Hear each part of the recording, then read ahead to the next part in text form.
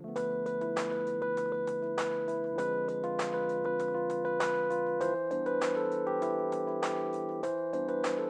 bonjour à tous.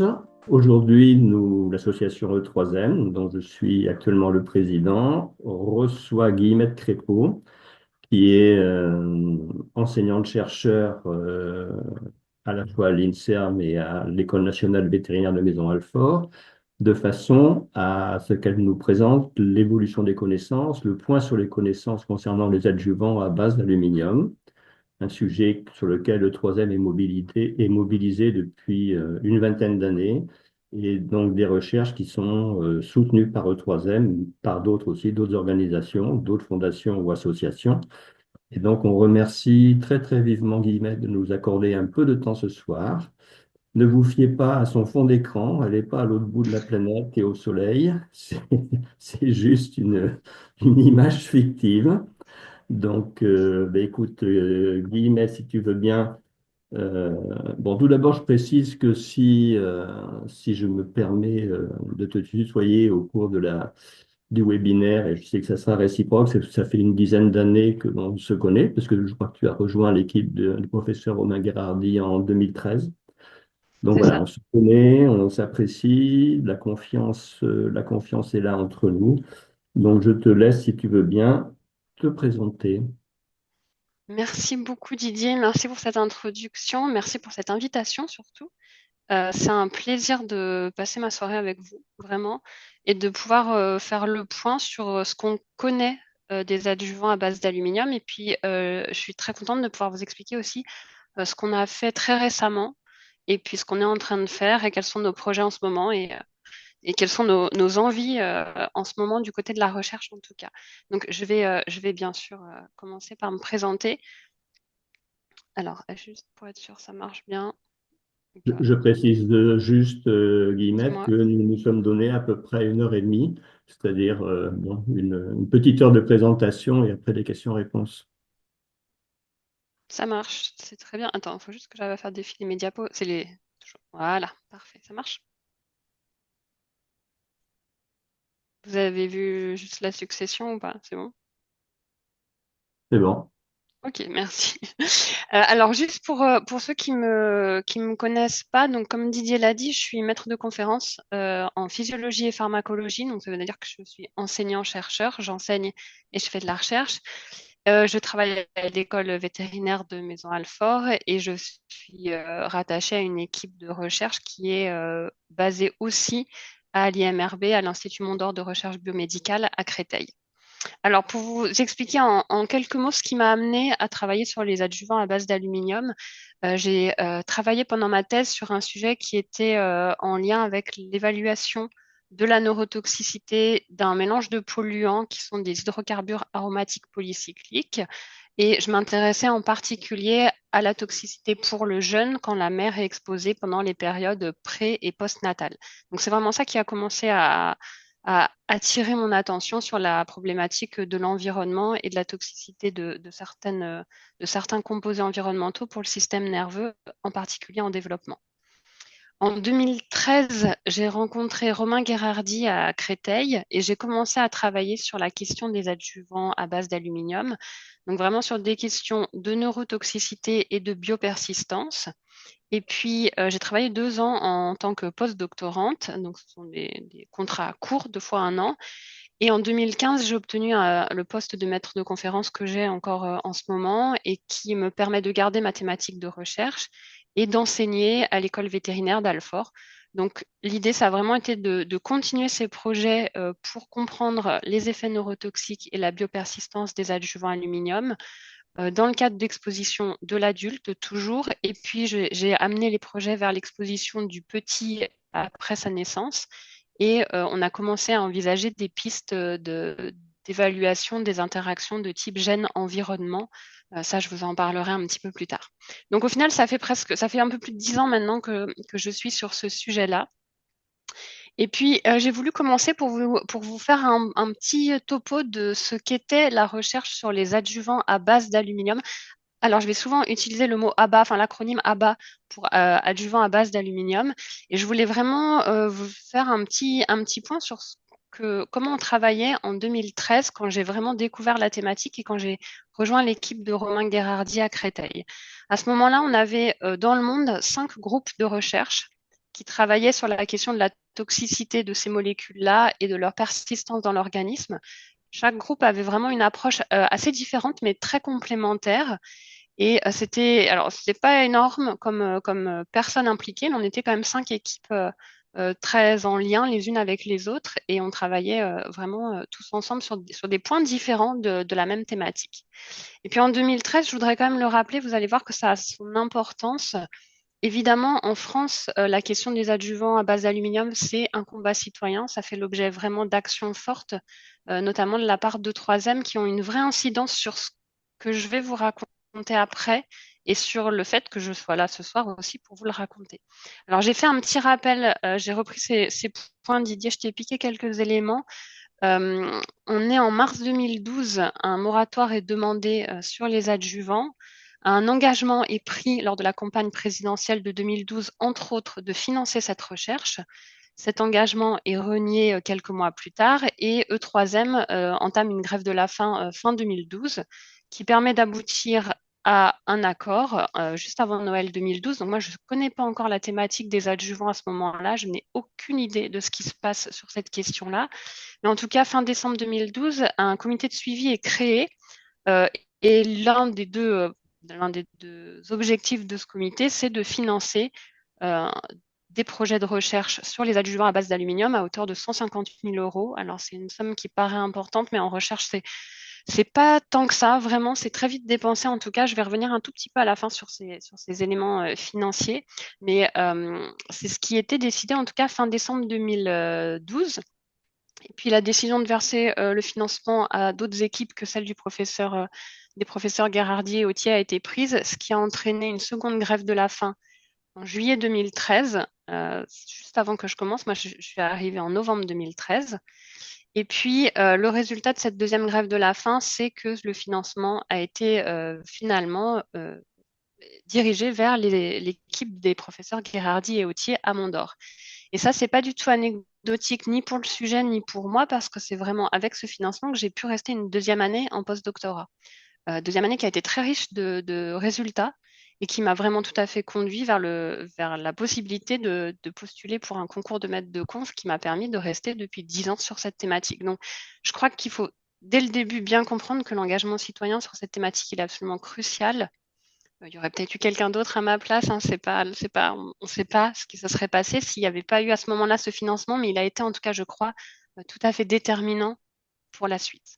Alors voilà, ça c'était pour vous expliquer le contexte, comment on travaillait en 2013 et qui travaillait là-dessus. Maintenant, on va revenir un peu plus à la science et je vais vous expliquer en gros ce qu'on sait par les études scientifiques et puis ce qu'on ne sait pas encore et ce qu'on aimerait savoir par la suite. Alors pour cela, il faut revenir dans les années 20, au tout début de l'utilisation des adjuvants en général et des adjuvants à base d'aluminium en particulier. Le premier qui a compris la notion d'adjuvant, en tout cas qui l'a décrite, c'est Gaston Ramon. Gaston Ramon, il est vétérinaire, il travaille à Paris et hasard là-dessus, il est élève à l'école vétérinaire de Maison-Alfort. En tout cas, il a été élève à Maison-Alfort.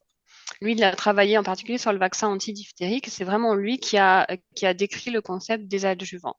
Et les propriétés adjuvantes des sels d'aluminium, elles ont été décrites juste au même moment en Angleterre par un immunologiste qui s'appelait Alexander Glennie.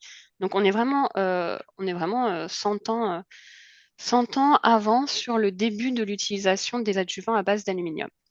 Alors moi, quand j'ai rencontré Romain Guérardi, je ne savais pas qu'il y avait de l'aluminium dans les vaccins, donc j'ai tout appris à partir de ce moment-là. Et quand on parle d'aluminium dans les vaccins, en fait, on parle de 3 sels d'aluminium différents. Il en existe 3.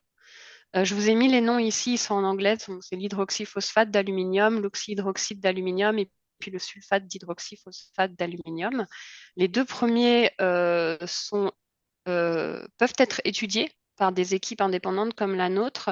Le troisième est propriété industrielle de Merck, donc on ne peut pas avoir l'adjuvant seul pour l'étudier, même juste pour caractériser quelques propriétés physico-chimiques. Celui-là, on ne peut pas l'acheter.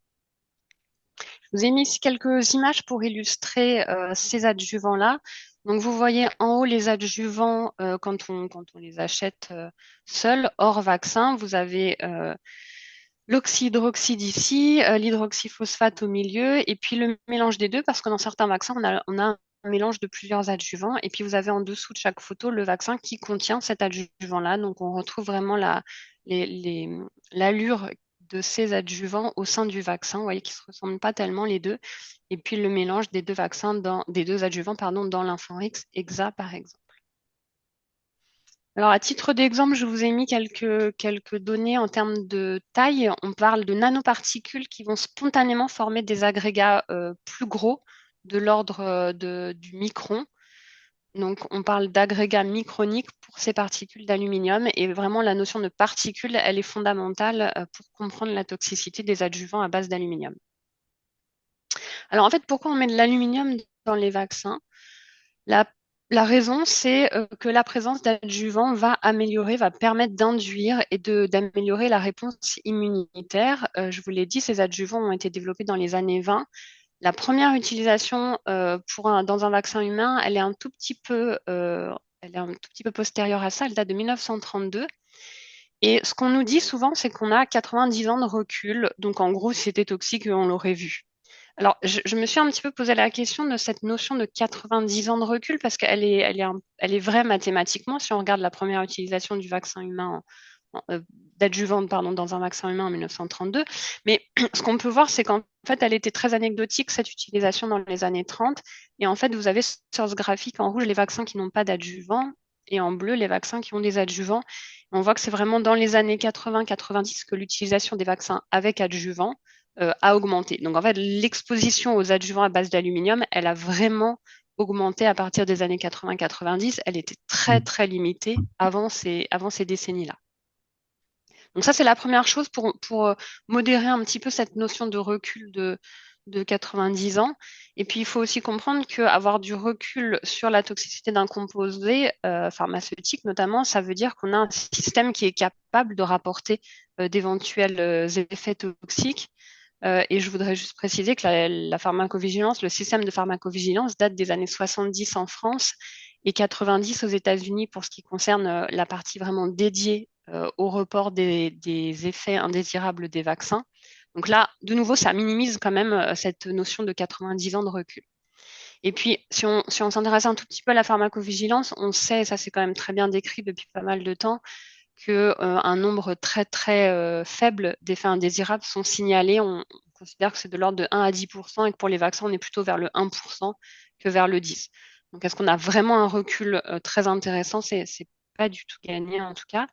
Et puis un dernier argument peut-être pour minimiser cette idée de recul très important sur l'utilisation des adjuvants à base d'aluminium, c'est celui de la disponibilité des techniques en termes de dosage, en termes d'évaluation de la toxicité. Il faut quand même être capable de doser l'aluminium. C'est pas évident. Ce sont des quantités très faibles dans l'organisme, même quand on fait de la recherche. Et puis, être capable d'étudier la toxicité de certains composants quand on est sur du long terme, par exemple, c'est pas toujours évident. Donc, on ne peut pas considérer qu'on était bon dès 1932 pour évaluer ça. Voilà, je vous ai mis un lien ici pour vraiment bien comprendre la présence d'aluminium dans les vaccins, qui va être beaucoup plus complet que cette diapo qui résume un petit peu les choses, mais la diapo sera disponible, donc il ne faut pas hésiter à aller en lire un petit peu plus. Alors, dans quel vaccin on va trouver de l'aluminium? J'entends souvent que les vétérinaires sont plus malins parce que eux, ils l'ont interdit dans les vaccins vétérinaires. C'est pas vrai en fait. On retrouve beaucoup d'aluminium dans les vaccins vétérinaires. En tout cas, on en trouve quand même dans. Alors, la fourchette est un peu large, mais ça dépend des espèces, donc c'est un petit peu difficile de faire des généralités. Mais on trouve quand même entre 25 et 75 des vaccins vétérinaires qui contiennent de l'aluminium. Vous avez ici un travail d'une étudiante vétérinaire de Maison Alfort qui a repris chaque vaccin et chaque protocole vaccinal par espèce. C'est un gros travail pour voir les quantités. Donc, on voit très bien qu'il y a de l'aluminium dans les vaccins vétérinaires. Par contre, ça a été pour certains laboratoires un argument de vente de dire on l'a enlevé parce que on veut des produits plus sécurisés. Donc là, c'est vraiment un slogan que je trouve intéressant. Les chats prennent assez de risques par eux-mêmes pour pouvoir ajouter des adjuvants à cette liste-là. On a vraiment une communication quand même qui se fait là-dessus, mais il n'y a pas d'interdiction en tout cas pour les vaccins vétérinaires. Alors en ce qui concerne les vaccins humains, j'ai pris ici le calendrier de 2024 et vous allez voir que la plupart en fait des vaccins destinés à l'enfant notamment contiennent des adjuvants à base d'aluminium. Donc vous avez dans l'encadré obligatoire pour 2024 pour l'enfant et vous avez les étoiles noires qui vous indiquent la présence d'adjuvants à base d'aluminium pour ces vaccins obligatoires. Et quand l'étoile est grise, c'est qu'il y a de l'aluminium, mais que le vaccin n'est pas obligatoire, mais seulement recommandé. Donc en fait, on voit que la plupart, la grande majorité des vaccins du calendrier français contiennent des adjuvants à base d'aluminium. Donc c'est quand même un peu compliqué d'arriver à trouver des vaccins sans alu. Si on regarde en termes de quantité, voilà ce qu'on va voir, c'est une étude qu'on a publiée en 2020 qui reprenait le calendrier vaccinal de 2018. On avait pris celui de 2018 et qui évaluait la quantité d'aluminium dans chaque vaccin disponible et dans chaque vaccin vendu, remboursé en tout cas pour l'année 2018. Alors, dans les vaccins humains, on va trouver soit un adjuvant tout seul, soit un mélange d'adjuvants. Et puis, en termes de dose, la plus faible dose, c'est 125 microgrammes d'aluminium pour une dose de vaccin et la plus forte, c'est 850 microgrammes. Ça, ce sont les infos qu'on a quand on regarde les résumés des caractéristiques du produit fournis par l'industriel. Donc, final, au cours d'une vie, si on a été jusqu'à l'âge de 85 ans chez l'homme et chez la femme, si on respecte toutes les recommandations, les obligations et les recommandations en termes de vaccins, on reçoit entre 2 et 8 mg d'aluminium pour un individu. Alors, la fourchette, elle est large aussi, mais ça dépend vraiment du choix des vaccins, parce que certains vaccins contiennent des quantités assez différentes par rapport à d'autres. Ce qui nous a beaucoup frappé dans cette étude, c'est qu'en fait, la moitié de l'exposition totale intervient avant l'âge de 1 an. Donc, c'est vraiment l'enfant jusqu'à l'âge de 1 an, évidemment parce qu'il est plus vacciné que l'adulte ou que l'adolescent ou que l'adulte. Mais c'est en tout cas l'enfant avant l'âge de 1 an qui reçoit la moitié de cette dose totale sur toute la vie. Les facteurs de variation de cette exposition-là sont, je vous l'ai dit, le choix des vaccins, le sexe, parce que à cette époque-là, en tout cas, la recommandation pour la vaccination anti-HPV qui contient un adjuvant à base d'aluminium était faite que pour les filles. Donc, il y avait une différence d'exposition essentiellement liée à ça et liée aussi au poids de l'individu parce que les filles et les garçons reçoivent les mêmes doses de vaccins, donc d'aluminium, et en général ont des poids plus faibles que les garçons et que les hommes. Donc il y a une vraie différence poids et sexe sur l'exposition au sel d'aluminium. Alors ça, c'est quand on regarde vraiment les résumés qu'on a, en fait, le papier qu'on a dans la boîte des vaccins. C'est pas si simple en fait de savoir quelle quantité d'aluminium on a dans un vaccin donné. Parce que il y a des différences et quand on mesure la quantité d'aluminium dans un vaccin, on trouve parfois des choses très différentes par rapport à ce qu'on peut lire dans la notice du fabricant. Ça, c'est une étude que l'équipe de Chris Exley a publiée en 2020. J'ai repris qu'un seul exemple pour un vaccin contre l'hépatite A. Ce que nous dit le fabricant, c'est qu'il y a 250 microgrammes d'aluminium par dose. Et quand l'équipe de Chris Exley a mesuré sur plusieurs vaccins, sur plusieurs lots différents, ils ont trouvé entre 172 et 602 microgrammes d'aluminium par dose. Quand même des variations qui sont parfois importantes. Nous, on s'est amusé à faire la même chose avec une autre technique. On a fait de l'ICP-MS, c'est une autre technique de dosage. Et pour le Nesvac, qui est un vaccin contre le méningocoque C, on a normalement 500 microgrammes d'aluminium et nous, c'était très reproductible, pardon, on en a trouvé toujours 4 fois moins. Alors 500, c'est par dose et dans le graphique, c'est par millilitre. Donc c'est pour ça que vous voyez un 1000, mais en fait, c'est exactement la même chose.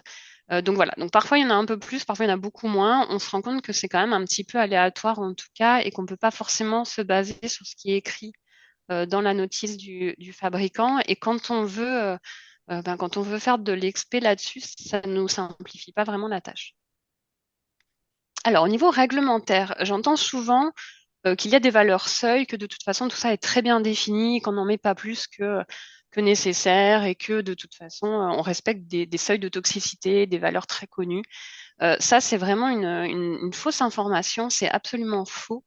La dose que l'on connaît d'un point de vue réglementaire, c'est ce 850 microgrammes d'aluminium par dose de vaccin. C'est une dose qui a été définie par la FDA à la fin des années 60, mais cette dose-là, elle est basée sur l'efficacité et pas sur la toxicité du produit. Donc, c'est vraiment pas une dose toxicologique qui peut nous aider. Et en fait, en général, quand on parle d'adjuvants à base d'aluminium, on nous dit qu'il y a des études de référence qui ont permis de montrer qu'il n'y avait pas de problème. Alors nous, en 2018, un peu avant 2018, on a été vraiment regarder ces études de référence pour essayer de comprendre comment elles avaient été menées et puis ce qu'elles disaient vraiment, parce qu'on les trouvait quand même pas très très bien menées. Alors la première de ces études de référence, c'est celle de Flarin et son équipe en 1997. Ces auteurs-là ont injecté deux adjuvants différents, l'oxyhydroxyde et le phosphate, l'hydroxyphosphate d'aluminium, chez le lapin, en intramusculaire. Donc ça, c'est plutôt bien parce qu'ils ont vraiment respecté la voie d'administration des adjuvants contenus dans les vaccins.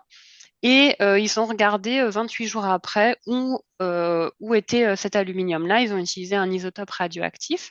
Ils ont essayé de le suivre et de déterminer son élimination euh, de l'organisme. Alors, leur conclusion, c'est que le premier adjuvant a été excrété à hauteur de 6% de ce qui avait été injecté et que pour l'hydroxyphosphate, l'excrétion était à hauteur de 22% au bout des 28 jours. Alors, ce qui est assez intéressant, c'est qu'en fait, leur conclusion, elle dit donc tout va bien parce que vous voyez, c'est éliminé de l'organisme. Mais je trouve ça quand même assez frappant parce qu'une excrétion de 6%, c'est quand même une rétention de 94%. On peut faire le même calcul évidemment pour le deuxième adjuvant, mais ça veut dire qu'en fait, au bout de 28 jours, notre lapin, il n'a pas beaucoup éliminé. Ça, c'est quand même un premier signal, à mon avis, qui aurait mérité peut-être un tout petit peu plus d'attention. Alors, on peut préciser que cette étude a été menée sur 4 lapins en tout, ce qui est quand même un peu faible, que certains échantillons ont été perdus, que ça a été écrit vraiment comme ça dans l'étude. Ils ont perdu notamment certains os qu'ils avaient prélevés. Bon, ça aurait pu être un peu consolidé par la suite, ça aurait pas fait de mal. Il y a un autre résultat qui est vraiment marquant dans cette étude qui sert à dire qu'il n'y a pas de problème avec les adjuvants alu, c'est qu'en fait, quand ils ont regardé dans différents tissus, ils ont trouvé de l'aluminium qui venait de ce qui avait été injecté au niveau cérébral. Ça, pour moi, c'est vraiment un gros signal d'alerte. Au bout de 28 jours, chez le lapin, en utilisant seulement 2 lapins par adjuvant, on a déjà de l'aluminium qui a été jusqu'au cerveau. C'est vraiment pour moi, c'est vraiment un résultat très fort et c'est pourtant une étude de référence pour dire il y a pas de souci avec les adjuvants, vous voyez, c'est éliminé, bon, voilà, tout va bien. Les autres études de référence qui sont utilisées se ressemblent un peu. On a KISS 2002 et MITCUS 2011. Alors, MITCUS 2011, c'est une étude de la FDA qui est en fait une mise à jour de la précédente. Donc ces deux-là reposent vraiment sur le même principe. C'est la comparaison entre la charge corporelle théorique, c'est-à-dire combien d'aluminium reçoit un enfant par la vaccination et par son alimentation. Et on compare cette valeur-là avec ce qu'on appelle le minimal risk level, qui est pour le coup une valeur réglementaire définie en toxico.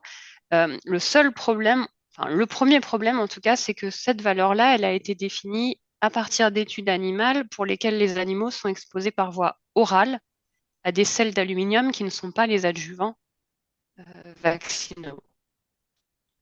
Donc, on est sur la même voie d'admission et on n'est pas sur les mêmes molécules non plus. Mais on prend cette valeur-là quand même pour dire il n'y a pas de problème, on est toujours en deçà. Alors, il y a plein d'autres problèmes dans ces études-là. Ça pourrait largement faire peut-être un sujet pour un prochain webinaire de vraiment reprendre point par point, pardon, tout ce qui ne va pas dans ces études. S'il y avait un message un peu général à garder quand même, il faut bien avoir en tête que ces 3 études de référence qu'on nous cite beaucoup, c'est en fait une étude expérimentale, 2 modélisations mathématiques avec toutes les imperfections qu'on connaît.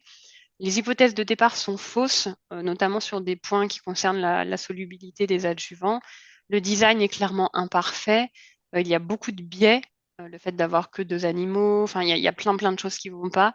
Et les niveaux de sécurité choisis sont très hauts, en fait, et très mal définis. Et quand on les actualise un tout petit peu, en fait, on trouve des choses un peu moins rassurantes. Donc tout ça, c'est quand même un petit peu compliqué pour considérer que ce sont des études de référence rassurantes. Et puis, je vais de temps en temps regarder les sites, notamment FDA, CDC, OMS, pour voir un peu ce qui est dit et surtout pour voir l'évolution du discours autour de la question des adjuvants à base d'aluminium. Et en fait, l'étude de Mitkus, qui est une étude de la FDA, qui était longtemps citée par la FDA, il renvoyait beaucoup à cette étude pour dire qu'il n'y avait pas de problème entre l'aluminium reçu par la vaccination, entre autres, et euh, les valeurs réglementaires toxicologiques. Cette étude-là n'est même plus citée, en fait. Ça, j'ai fait cette copie d'écran hier. Tout le paragraphe qui concerne l'étude de Mitkus, ils l'ont complètement enlevé. Donc, je crois qu'ils ont peut-être compris que c'était pas tellement solide quand même comme étude.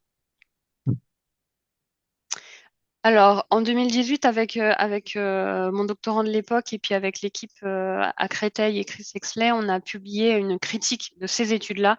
Donc voilà, on peut tout à fait aller reprendre ces points-là précisément. Je passe un tout petit peu vite là-dessus, mais il y a vraiment énormément de choses qui tiennent pas la route dans ces études à ce niveau-là. Alors, une autre chose qu'on nous dit souvent et qui ne tient pas la route non plus, c'est que l'aluminium, de toute façon, on en mange tous les jours. Donc, en fait, c'est pas très grave d'en avoir dans les vaccins. Il n'y a pas de problème. Ça, c'est vraiment quelque chose qui est très, très faux et totalement absurde, scientifiquement parlant, en tout cas. On ne peut pas comparer deux voies d'administration différentes. Et dans la nourriture, on n'a pas les mêmes sels d'aluminium. Vraiment, j'insiste, les adjuvants à base d'aluminium, ce sont des molécules particulières, les trois que je vous ai montrés au début, ceux-là, on ne les a pas dans la nourriture. Ce ne sont pas les mêmes. Dans les vaccins, on a des particules. Dans la nourriture, on a des sels d'aluminium qui vont être solubilisés plus facilement. C'est très, très différent en termes d'absorption, en termes de comportement après pour les cellules. Enfin, tout est très différent, évidemment. À titre d'exemple, on considère que l'absorption via la barrière intestinale de l'aluminium, elle est de l'ordre de 0,3%. On est parfois à 0,1%, hein, donc c'est vraiment très très faible. Évidemment, quand on fait une injection intramusculaire, 100% de ce qu'on a injecté se retrouve dans l'organisme. On a franchi toutes les barrières de l'organisme et notre aluminium, il est internalisé par les macrophages. Donc on est vraiment dans des situations extrêmement différentes. D'accord? On a deux voies d'exposition différentes, on a des molécules différentes. La pire comparaison qu'on puisse faire. Enfin, ça n'a pas de sens en fait. Et puis, si on corrige notre fameuse dose, notre MRL qui avait été définie en 2008, en tenant compte de ces différences d'absorption, en fait, on dépasse les niveaux de sécurité. Donc, en fait, utiliser cette comparaison-là, ça ne tient pas la route, mais vraiment jusqu'au bout. Alors, j'ai regardé aussi les alertes qu'on avait, en fait, parce qu'on entend tout le temps que l'aluminium, dans les vaccins, il n'y a pas de problème, mais bon, l'aluminium dans les déos, c'est pas terrible. Alors, j'ai regardé un peu quand même qui disait quoi et à quel moment. Alors, je suis pas remontée, on pourrait remonter plus loin, bien sûr, mais on a ce document-là de 2008 qui nous dit, qui est américain, qui est de l'Agence des substances toxiques, qui nous dit que l'aluminium, c'est un neurotoxique connu et que son exposition peut entraîner des altérations de la fonction motrice, de la fonction sensorielle et de la fonction cognitive. En 2008, ça c'est quand même, alors ça c'est pas lié spécifiquement aux adjuvants alu, c'est l'aluminium en général.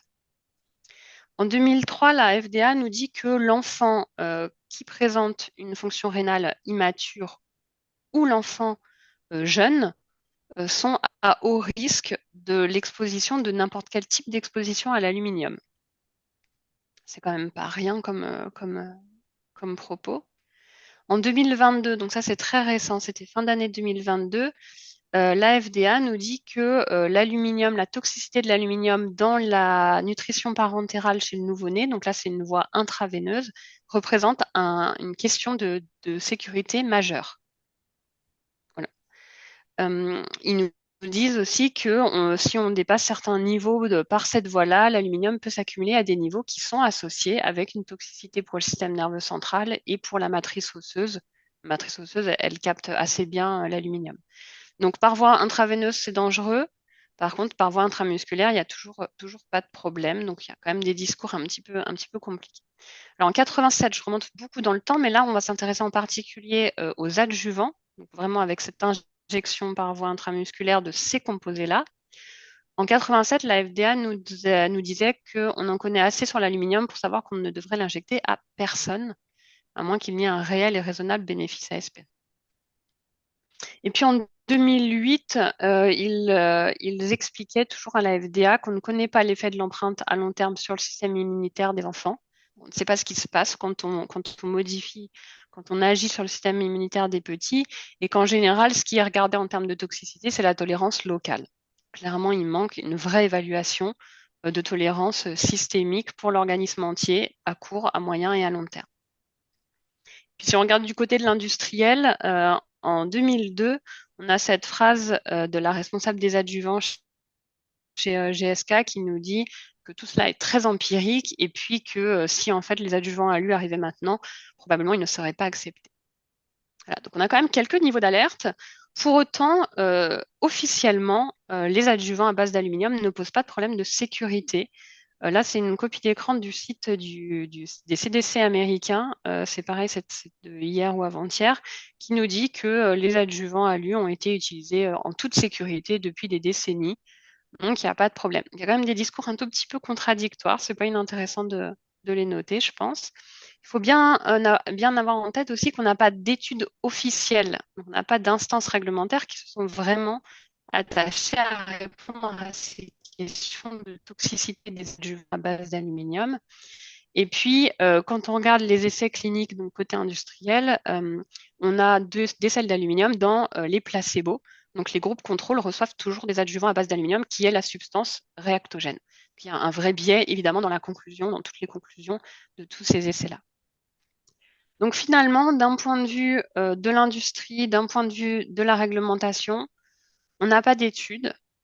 On ne sait pas ce que font le cumul, la répétition des doses. On ne sait pas ce qui se passe quand on expose précocement à ces composés-là. On n'a pas d'idée d'éventuelles courbes dose-réponse. On n'a pas non plus vraiment investigué les mécanismes d'action, l'élimination de ces adjuvants-là. Donc, on ne s'est pas posé les bonnes questions en termes de toxicocinétique, de toxicodynamique, donc comment ces composés-là sont gérés dans un organisme et quels sont leurs impacts sur différents tissus. Les effets à long terme ne sont pas investigués et personne, encore une fois, d'un point de vue réglementaire ou industriel, ne s'est intéressé à une éventuelle différence de toxicité en fonction des individus, donc en fait à la présence de facteurs de susceptibilité individuelle. Ça, c'est ce qu'on sait de l'industriel et de la réglementation. Alors évidemment, il y a des chercheurs qui travaillent ces questions. Vous l'avez vu, en 2013, on était 5 groupes à travailler sur ces questions-là. Alors maintenant, on va regarder ce qu'on sait du point de vue de la recherche. Alors grâce à tout ce qui a été fait ces dernières années en recherche sur ce sujet-là, on sait que les dogmes qui étaient très très forts pour dire que les adjuvants à base d'aluminium ne posent pas de problème ont été largement contredits. Je vais vous les présenter rapidement, ces dogmes. Le premier, c'était de dire les adjuvants à base d'aluminium sont solubilisés dans le milieu extracellulaire. C'est comme un sucre qu'ils font dans un café. Ça c'est dissous, ça s'élimine. Nous, on a montré que chez l'homme, chez l'animal et en culture cellulaire, l'adjuvant, il est internalisé par les cellules, il est capté à l'intérieur des cellules, donc il n'est pas présent dans le milieu extracellulaire. Il disparaît assez vite du milieu extracellulaire autour des cellules parce qu'en fait, il est pris, il est capturé à l'intérieur des cellules. Et à partir de là, il va pouvoir voyager dans l'organisme. Donc ce dogme-là, il est vraiment, vraiment faux. Il ne tient pas la route du tout. Le deuxième grand postulat, c'était de dire il n'y a pas de souci avec les adjuvants à base d'aluminium parce qu'ils sont éliminés rapidement. Alors, on a vu avec le lapin que ce n'était pas franchement si clair que ça. Et puis, nous, on l'a montré chez l'homme aussi, avec tout le travail des professeurs Gherardi et Autier. On l'a montré chez l'animal, nous plutôt chez la souris. Ça a été montré dans d'autres modèles animaux. Cet adjuvant-là, il est capable de persister. Chez l'homme, il persiste plusieurs années, jusqu'à 10, 12, parfois 22 ans. Et puis, on l'a montré évidemment plutôt chez l'animal que chez l'homme, mais cet adjuvant-là, il est capable de migrer. Ces adjuvants peuvent migrer. C'est ce qu'on a observé chez la souris en 2015, dans l'article de 2015, en tout cas, quand on a injecté l'aluminium au site d'injection qui est dans la patte postérieure de la souris, quelques jours après, quelques semaines après, quelques mois après, jusqu'à 9 mois après, on retrouve de l'aluminium dans le muscle, dans les ganglions lymphatiques de drainage de ce muscle-là, dans la rate et parfois dans le cerveau. Alors ça dépend des doses, ça dépend des voies d'administration, mais c'est quand même une observation qu'on a faite aussi. Donc cette élimination rapide, elle est aussi totalement fausse. Et puis le troisième dogme, c'est vraiment l'histoire de la dose, de dire qu'en fait c'est une petite dose, donc c'est pas grave. Petite dose, petit poison, donc tout va bien. Ça, c'est pas vrai non plus. On s'en est rendu compte grâce à un travail que j'ai mené pendant ma deuxième année de postdoc, celle qui a pu être faite, vous vous rappelez du début, suite au financement obtenu suite à la grève de la faim. C'est à ce moment-là qu'on a pu tester différentes doses et puis on s'est rendu compte que certains effets comportementaux chez nos souris n'étaient observés que pour les animaux qui avaient reçu la plus faible dose. C'est le groupe qui est en vert sur le graphique. Ça a été assez surprenant. L'accumulation cérébrale d'aluminium était aussi significativement différente pour ce groupe-là par rapport aux autres. Donc ça a été vraiment une surprise. Mais en fait, ce qui nous a permis de comprendre ces résultats-là, c'est d'aller regarder quelle taille de particules on avait injecté. Et on s'est rendu compte qu'en injectant la plus petite dose, en fait, on avait injecté les plus petites particules. Et que c'est probablement ça c'est très connu en toxicologie des particules, c'est probablement ça qui avait vraiment influé sur la capacité des cellules à internaliser ces adjuvants-là, sur la capacité aussi des cellules à faire transporter, à transporter ces adjuvants-là dans différents compartiments et à produire des effets différents, plus ou moins marqués. Alors, il faut moduler un tout petit peu ça. Il faut surtout pas se dire, bon, du coup, il faut en mettre beaucoup, c'est moins dangereux, ou des très grosses particules, ce sera moins dangereux. C'est pas du tout ça. Là, on a vraiment regardé à un temps donné. On était à 6 mois chez la souris. Quand on regarde à 6 mois chez la souris, on a observé ça dans ces conditions très, très précises d'un point de vue expérimental. D'accord? Mais en tout cas, ça veut dire que c'est plus complexe que ça, que petite dose, petit poison, pardon, ça marche pas du tout pour les adjuvants à base d'aluminium. Et en fait, quand on s'intéresse à la toxicité de ces composés-là, il faut bien comprendre qu'en fait, on a une double toxicité. On a la toxicité directe des particules parce que l'aluminium est toxique, il est neurotoxique, il est cytotoxique, donc il va être toxique pour les cellules. Et puis, il faut considérer aussi la toxicité de l'inflammation que l'injection d'aluminium a induite.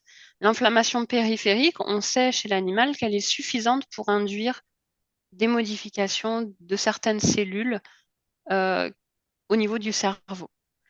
L'inflammation, quand elle est chronique, on sait que c'est toxique aussi pour l'organisme. Quand elle est précoce, ça c'est très très bien décrit dans la littérature, l'inflammation chez le tout petit, on sait que ça peut induire des troubles, notamment neurodéveloppementaux.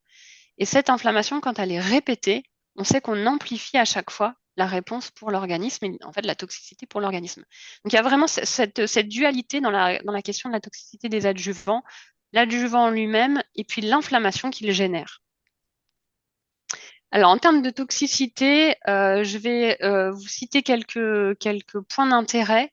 Le premier, c'est évidemment la myofascite à macrophage que je pense que vous connaissez. Enfin, en tout cas, je ne vais pas vous apprendre grand-chose là-dessus. Je vais quand même reprendre les grandes lignes de la myofascite. Elle est caractérisée par une lésion au niveau du muscle deltoïde. Cette lésion, elle est visible 10, 12, je vous l'ai dit, jusqu'à 22 ans après l'injection de vaccins à base de sel d'aluminium. Et au niveau de cette ingestion, de cette lésion, pardon, ce qui est observé, c'est la présence de cristaux, d'agglomérats de cristaux d'adjuvants aluminiques à l'intérieur de macrophages. Cette lésion, elle est associée à des troubles cognitifs, à de la fatigue chronique, à des douleurs musculaires et articulaires. Officiellement, on dénombre tant souvent, c'est que c'est franco-français, que ça n'a été décrit qu'en France. C'est faux. 13 pays ont décrit des cas de myofasciite à macrophage. Et pour les patients, dont 3 quarts en invalidité totale. Donc c'est évidemment extrêmement lourd. Et pour préciser quand même les choses aussi, le lien entre l'adjuvant aluminique et la myofascite a été reconnu par le Conseil d'État sur la base d'indices graves, précis et concordants. Et 14 arrêts ont été rendus en ce sens-là depuis 2012. Alors nous, on s'intéresse évidemment à la myofascite à macrophage parce que c'est Romain Garardi qui l'a décrite le premier à Mont-d'Or. Donc c'est évidemment dans ce cadre-là qu'on a commencé tout le travail expérimental qu'on a mené ces 10 dernières années. Et puis on a très facilement fait le lien avec le syndrome de fatigue chronique, l'encéphalomyélite myalgique d'origine toxique liée à l'aluminium, parce que les patients myofascites à macrophage ont très très souvent tous les critères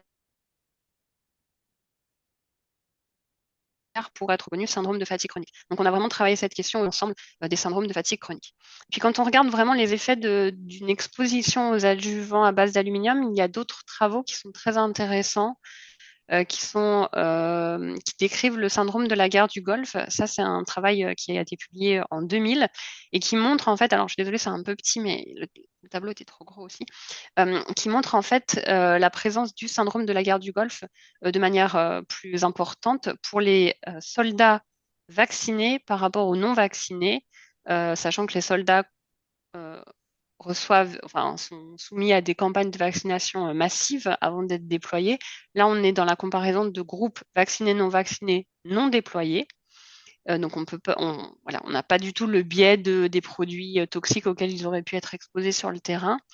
Et les vaccins reçus par les soldats contiennent pour la plupart des adjuvants à base d'aluminium. Donc c'est un autre travail avec des symptômes très proches, notamment en termes de fatigue chronique, sur ces différents troubles.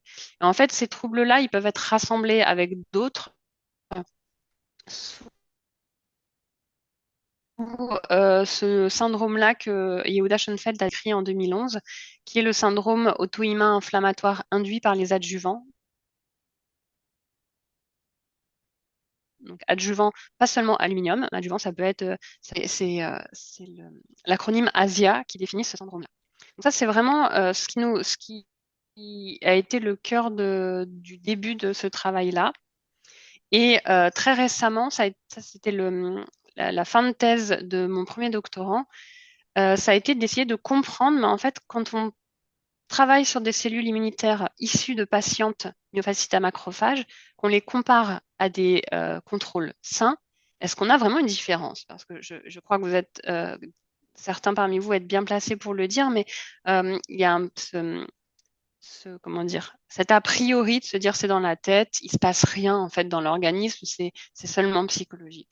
Et je crois que cette étude elle est importante pour ça parce qu'on a exposé des cellules de patientes myofascites et contrôle à des vaccins qui contiennent de l'aluminium et à l'adjuvant alu tout seul. Et puis on a évalué leur capacité à répondre de différentes manières, à induire certains mécanismes qui nous intéressent comme l'autophagie. On a regardé si les mitochondries, elles étaient capables de fournir de l'énergie aux cellules. On a regardé s'il y avait plus ou moins de stress pour la cellule et puis si l'inflammation était plus ou moins forte. Et là, je pense qu'on peut vraiment tout à fait rappeler aussi l'implication des patientes myofascites parce qu'il faut avoir des échantillons de sang pour pouvoir travailler sur des cellules, d'avoir des patientes qui sont impliquées dans ces recherches-là et qui nous permettent, nous, de travailler à la paillasse. Alors, je ne vais pas rentrer tout à... Ce que je veux quand même vous dire, c'est que quand on a regardé la réponse inflammatoire, on a vu que certaines chimiokines, notamment une qui est liée à la douleur dans les cas de myalgie chronique, étaient augmentées, même avant qu'on mette de l'aluminium ou du vaccin pour ces cellules-là, avant qu'on les expose. C'était déjà de base augmenté pour les cellules des patientes myofascites. Et puis, on avait une baisse d'autres composés de l'inflammation, d'autres médiateurs de l'inflammation, comme le TNF-alpha, qui traduit vraiment, cette baisse, elle traduit un épuisement du système immunitaire. Et c'est ce qu'on observe aussi dans les cas de syndrome de fatigue chronique. Puis, quand on a regardé le métabolisme des mitochondries. Donc, les mitochondries, ce sont les organites qui fournissent de l'énergie aux cellules. Alors, elles font plein d'autres choses, mais en particulier, ce rôle-là est très important. On s'est rendu compte que le métabolisme de ces mitochondries était diminué à la base et que quand on leur mettaient de l'aluminium, elles n'étaient pas capables de produire plus d'énergie pour répondre à ce défi-là, à ce stress-là qu'on leur imposait. Donc ça me paraît vraiment important. Quand on compare des cellules immunitaires de patientes et de contrôle, on n'a pas les mêmes réponses. Elles ne sont pas capables de répondre de la même manière, en particulier quand on les expose à des adjuvants à base d'aluminium. Ça, pour moi, c'est vraiment un résultat important. On a publié ça en 2024, là, c'était en juillet cette année. Et ça répond pas, on n'a pas toutes les réponses avec cette étude. Est-ce que c'est parce qu'il y a une myofascite depuis plusieurs années que les cellules sont épuisées, qu'elles sont pas capables de gérer un stress? Ou est-ce que c'est à la base, elles savaient pas gérer comme il faut ce genre de stress très fort pour la cellule? L'aluminium, c'est un vrai stress. Et du coup, le patient a développé une myofascite. Ça, on ne sait pas. C'est probablement un peu des deux. Il faudrait pour ça avoir un groupe myofascite avant la myofascite, ce qui du coup n'a pas de sens, évidemment. Mais on ne peut pas répondre à tout, évidemment, avec cette étude-là. Mais ça me paraissait quand même important de pouvoir vous présenter ces résultats-là qui sont publiés depuis très peu de temps. Alors, si on s'intéresse maintenant à l'enfant, moi j'ai commencé ma thèse, enfin pendant ma thèse en tout cas, je travaillais chez le tout petit et j'ai voulu revenir à la question de l'exposition du petit, puisqu'on l'a vu, c'est surtout le bébé qui est très exposé aux sels d'aluminium. Donc j'ai voulu orienter la suite des projets de mes projets de recherche sur ces questions-là. Ce qu'on lit dans la littérature, c'est que on trouve des associations entre l'exposition aux adjuvants à base d'aluminium et la prévalence de certains troubles qui ont été étudiés dans ce papier-là, comme certaines allergies, l'asthme, les troubles du spectre autistique et puis des troubles de l'attention avec ou sans hyperactivité. En 2023, donc l'année dernière, une autre étude a conclu sur l'association positive entre une exposition à l'aluminium par la vaccination et de l'asthme. C'est une étude qui est issue directement des CDC. Donc, ce n'est pas du tout une étude anti-vax a priori. Il t'intéresse aux troubles neurodéveloppementaux, c'est ce que nous, on a fait. Plusieurs études montrent, vraiment pointent le rôle des adjuvants à base d'aluminium revenus de ces troubles-là, donc troubles neurodéveloppementaux, en particulier les troubles du spectre. En tout cas, ce qu'on peut dire, c'est que les adjuvants à base d'aluminium, compte tenu des données de la littérature qu'on a en ce moment, à la fois sur les adjuvants et sur ce qui mène aux troubles neurodéveloppementaux en termes d'inflammation précoce, par exemple, on peut vraiment considérer ces molécules-là comme des facteurs de risque des troubles neurodéveloppementaux. Alors, mon domaine, c'est beaucoup l'animal, le modèle animal. Donc, on s'est intéressé aussi à savoir ce qui était connu dans la littérature, qu'est-ce qu'on a montré, qu'est-ce que les scientifiques qui ont creusé ces questions-là ont montré dans la littérature. Alors, quand on regarde les études animales, on voit qu'on en a 31. Alors, en 2022, quand on a publié une revue sur cette question-là, il y en avait 31. Il y en a une autre qui a été publiée en 2023. Mais dans toute la littérature, on trouve une trentaine d'études qui sont intéressées à la toxicité des adjuvants alu, à leur persistance et à leur translocation à travers différents tissus dans l'organisme. Ce qu'on peut remarquer, c'est qu'en fait, on en a la plupart, on en a 20, plus de 20, qui ont été publiés ces 10 dernières années. Donc c'est toujours pareil. Les 90 ans de recul, en fait, bah oui et non, parce qu'on ne s'est pas tellement intéressé à cette question-là jusqu'à assez récemment, en fait. Jusqu'aux années 2010, 2013, l'étude des adjuvants alu sur des modèles animaux, elle était quand même un petit peu anecdotique. Vous voyez qu'on en a une en 72, 10 ans après, on en a une autre, plus de 10 ans après, on en a encore une autre. Enfin, c'est quand même pas un domaine de recherche très moteur jusqu'aux années 2013. La conclusion de notre revue, donc c'est un travail qu'on a fait en collaboration aussi avec l'équipe de Luis Luján en Espagne, mais la conclusion de notre étude, c'est de dire qu'en fait, à chaque fois qu'on regarde la biopersistance, la translocation ou la neurotoxicité des adjuvants alu, à chaque fois qu'on l'étudie, on trouve des différences entre les groupes exposés et les groupes contrôle. En fait, il suffit presque de chercher et on trouve quelque chose. Dans ces 31 études, il y en a quasiment aucune où il ne s'est rien passé. Donc c'est parfois que de la neurotox, c'est parfois que de la persistance, mais en tout cas, il s'est toujours passé quelque chose de différent entre nos adjuvants, nos groupes exposés aux adjuvants et les groupes contrôle. parmi ces études-là, je voudrais juste prendre 5 minutes pour vous parler du modèle mouton, qui est le modèle sur lequel travaille le groupe du professeur Louran en Espagne. Ces études-là, depuis 2013, ont permis de décrire le syndrome Asia ovin, donc chez le mouton. Et en fait, le travail de Luis Louran en Espagne, ça a été de partir de cas réels d'animaux qui avaient subi des campagnes de vaccination fortes et qui présentaient certains troubles particuliers, des épisodes neurologiques aigus ou chroniques avec une neurodégénération retardée.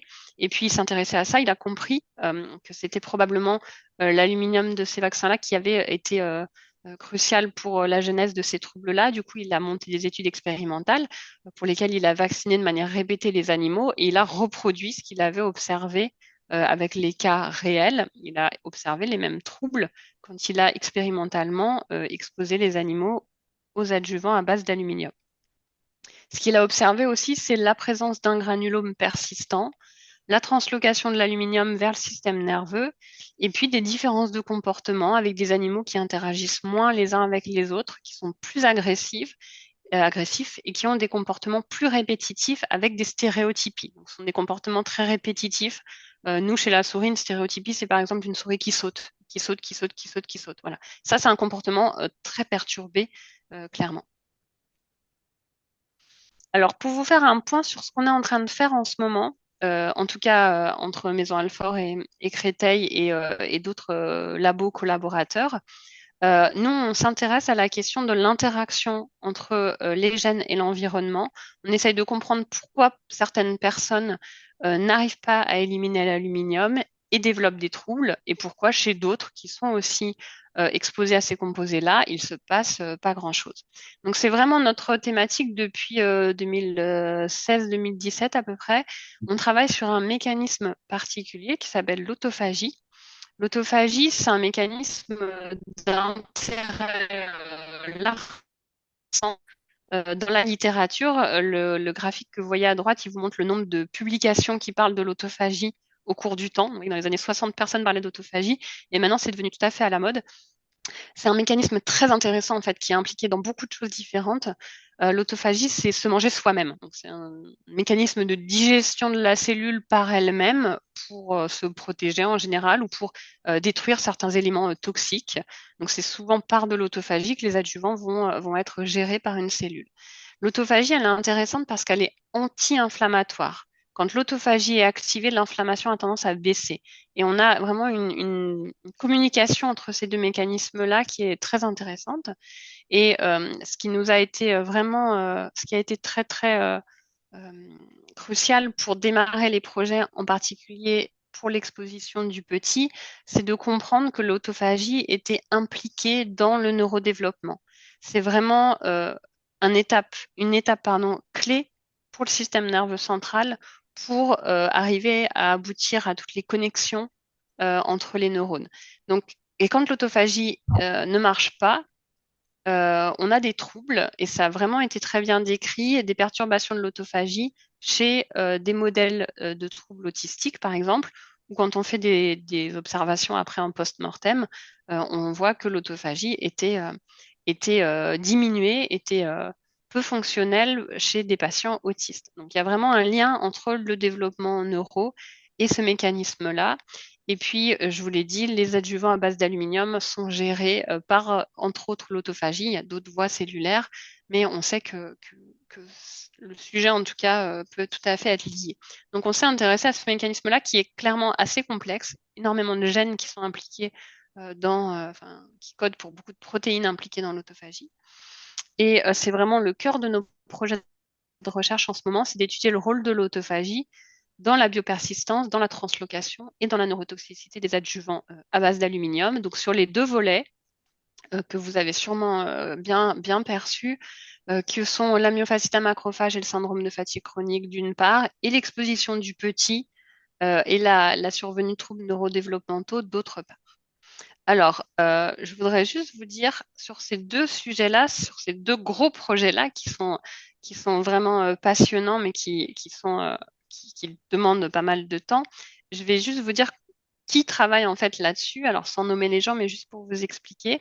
Je vais déjà vous dire aussi comment on travaille. on a essayé de mettre en place plusieurs domaines très complémentaires. On travaille vraiment sur les particules en elles-mêmes pour essayer de les caractériser. Quelle est leur taille, comment elles se comportent quand on dilue, quand on ne dilue pas. Voilà, on a essayé de faire pas mal de choses comme ça, de faire de la tox vraiment pour les cellules. Quand on expose des cellules, qu'est-ce qui se passe avec des modèles cellulaires qu'on connaît? On a un modèle murin, donc une souris qui nous intéresse aussi parce qu'elle a un gène invalidé qui est impliqué dans la régulation de l'autophagie. Et puis, on a eu la chance de pouvoir travailler à partir d'échantillons de sang de patientes. Et ça, c'est vraiment ce qui nous rapproche le plus du réel, de pouvoir évaluer la réponse des macrophages aux composés qui nous intéressent quand on est vraiment sur une situation aussi réaliste que celle-là. Alors, pour mener tous ces projets-là et pour essayer de comprendre vraiment les choses, moi, j'y passe 40% de mon temps professionnel parce que j'enseigne. Et en fait, on considère qu'un enseignant-chercheur, il doit consacrer 40% de son temps à la recherche, 40% à l'enseignement, et puis, alors c'est entre 10 et 20%, moins de la moitié de mon temps qui peut être dédié à ces questions de recherche. Et pour mener ces différents projets, en ce moment, j'ai une doctorante pour encore 1 an et demi. Et j'ai une autre doctorante qui vient d'arriver, donc elle est là pour 3 ans, à 1 ou 2 mois près, parce qu'elle a commencé en octobre. Voilà. Ces deux doctorantes-là, qui sont très impliquées, très motivées, quand elles auront soutenu leur thèse, elles partiront. C'est l'avenir des doctorants, ils ne restent pas dans leur labo, mais ça veut dire que c'est à chaque fois une expertise qui est acquise, des compétences techniques, l'immersion dans un sujet, et puis il faut toujours tout recommencer. Il n'y a pas d'autres titulaires en ce moment sur le versant expérimental de ces projets. Heureusement, j'ai la chance de compter sur des collaborations qui sont vraiment très très riches et très précieuses, mais c'est vraiment un peu compliqué quand même parce qu'on clairement il manque des gens impliqués sur ces thématiques-là. Alors juste pour vous donner une idée en termes de finances, j'ai voulu apporter quelques éléments. Pour avoir un doctorant, il faut assurer 42 000 euros par an pendant 3 ans. Il faut assurer qu'on aura cette somme-là, évidemment, pour payer le doctorant jusqu'à la fin de sa thèse. Ça, c'est juste pour son salaire. Pour payer un postdoctorant ou un ingénieur de recherche, il faut compter 60 000 euros par an. Et pour payer un ingénieur d'études, il faut compter 50 000 euros par an. À tout ça, évidemment, ça ne sont que les salaires. Il faut rajouter du fonctionnement, c'est-à-dire acheter des produits. Tout est très cher en recherche. Pour vous donner un exemple, un anticorps euh, pour commander 200 microlitres, c'est 700 euros facilement. Donc vraiment, c'est toujours des budgets assez lourds en fait. Il faut prévoir des frais de mission pour pouvoir collaborer avec d'autres laboratoires, pour pouvoir aller présenter son travail aussi, c'est important. Et puis des frais de publication parce que très souvent maintenant, pour publier, il faut aussi mettre la main à la poche. C'est pas toujours le cas, mais ça arrive quand même. Donc, ce sont des frais qui s'ajoutent. Voilà, il y a plein d'autres frais, mais c'est juste pour vous donner un exemple du type de budget qu'il faut avoir à chaque fois qu'on veut mener un projet. Alors, je vais conclure dans 2, 3 minutes, mais je voudrais repartir de cette diapo-là. Vous vous souvenez de ce que je vous ai dit? Je pense. En 2013, dans le monde, on avait 5 petits groupes de recherche. Alors, je mets petits groupes parce qu'à chaque fois, c'est pas 40 personnes hein, derrière, c'est parfois 2, 3 personnes, mais des groupes quand même très, très investis et très, très experts sur ces questions-là. En 2013, on a un engagement citoyen très fort. Et 11 ans après, en 2024, on a toujours cet engagement citoyen qui est absolument indispensable. Et en recherche, on est à 2 petits groupes. Sachant que je considère qu'on est un groupe, alors que sur la partie expérimentale, vous l'avez vu, c'est 2 doctorantes et moi. Donc, c'est pas très, très conséquent. Tout ça pour vous dire que votre soutien, il est absolument essentiel. Et je ne parle pas que de soutien financier, même si évidemment c'est le nerf de la guerre, mais le soutien humain, moral parfois aussi, le fait que vous soyez présent aussi pour écouter ce que je vous dis, c'est vraiment très important pour qu'on ne soit pas tout seul dans nos labos à se demander en fait parfois pourquoi on fait tout ça. C'est vraiment très très important pour nous de pouvoir avancer avec les gens qui veulent que le sujet avance. Et clairement, sans cet élan-là, nous, on fait rien. J'en ai fini. J'espère que c'était intéressant, en tout cas, que ça vous aura appris des choses. Et évidemment, je serais ravie d'essayer de répondre si vous avez quelques questions. Euh, je, je suis là, j'ai tout le temps que vous voulez, en tout cas. Et je voudrais juste préciser, si jamais après les diapos sont accessibles, ça je ne sais pas comment vous ferez, mais à la fin j'ai mis pas mal de références de documents, de choses à lire, à regarder, les publis qui me semblent les plus intéressantes. Il n'y a pas que ça, mais voilà, c'est vraiment je vais appeler ça les fondamentaux pour comprendre toute cette histoire des adjuvants à base d'aluminium. Merci beaucoup, Guillemette. Je Merci Didier. pense que tu vas arrêter de partager l'écran. Ouais.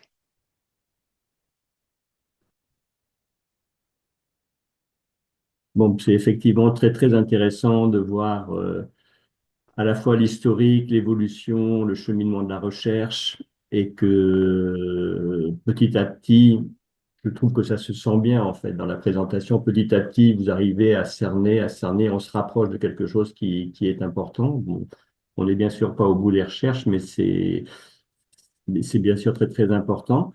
Je dis juste, on a eu quelques petits soucis techniques que tu verras au revisionnage. Mince. Il y avait des moments où ta parole était coupée, et puis Ah après, zut. il y avait un rattrapage, donc ta parole était accélérée. Mais bon, on pouvait comprendre, il n'y a pas eu, je pense pas que ça ait posé de problématique que ce soit. Ben, je te D'accord. remercie de ne pas Bon, bah, avoir été non plus trop technique. Je voudrais juste te poser une question avant de passer la parole à Jean-Paul. Donc, dis-moi. Jean-Paul va faire une synthèse un petit peu de ce qu'il a perçu dans l'ambiance générale des questions, et puis après peut-être des questions plus techniques. Il y a juste une question qui m'a frappé quand tu as parlé des moutons de Luis Luján. Mhm. Lujan, il a commencé ses travaux sur la fièvre catarrhale à la demande du gouvernement espagnol parce qu'il y avait beaucoup de moutons qui étaient malades ou qui décédaient et le gouvernement voulait comprendre ce qui se passait. Donc, comme il est Tout à fait. vétérinaire universitaire, il a mené ces travaux-là. Il a découvert que c'était lié aux adjuvants aluminiques. Et actuellement, on a une campagne de vaccination en France sur la fièvre catarrhale. Je pense que tout le monde en a entendu Mhm. parler. La fièvre catarrhale, c'est la maladie de la langue bleue. Les moutons sont vaccinés et ils sont vaccinés toujours avec des adjuvants aluminiques. Et je trouve que Tout à fait. c'est exemplaire. C'est-à-dire que pour les animaux ou pour les humains, il y a des recherches fondamentales qui montrent le risque qui sont liés à ces adjuvants.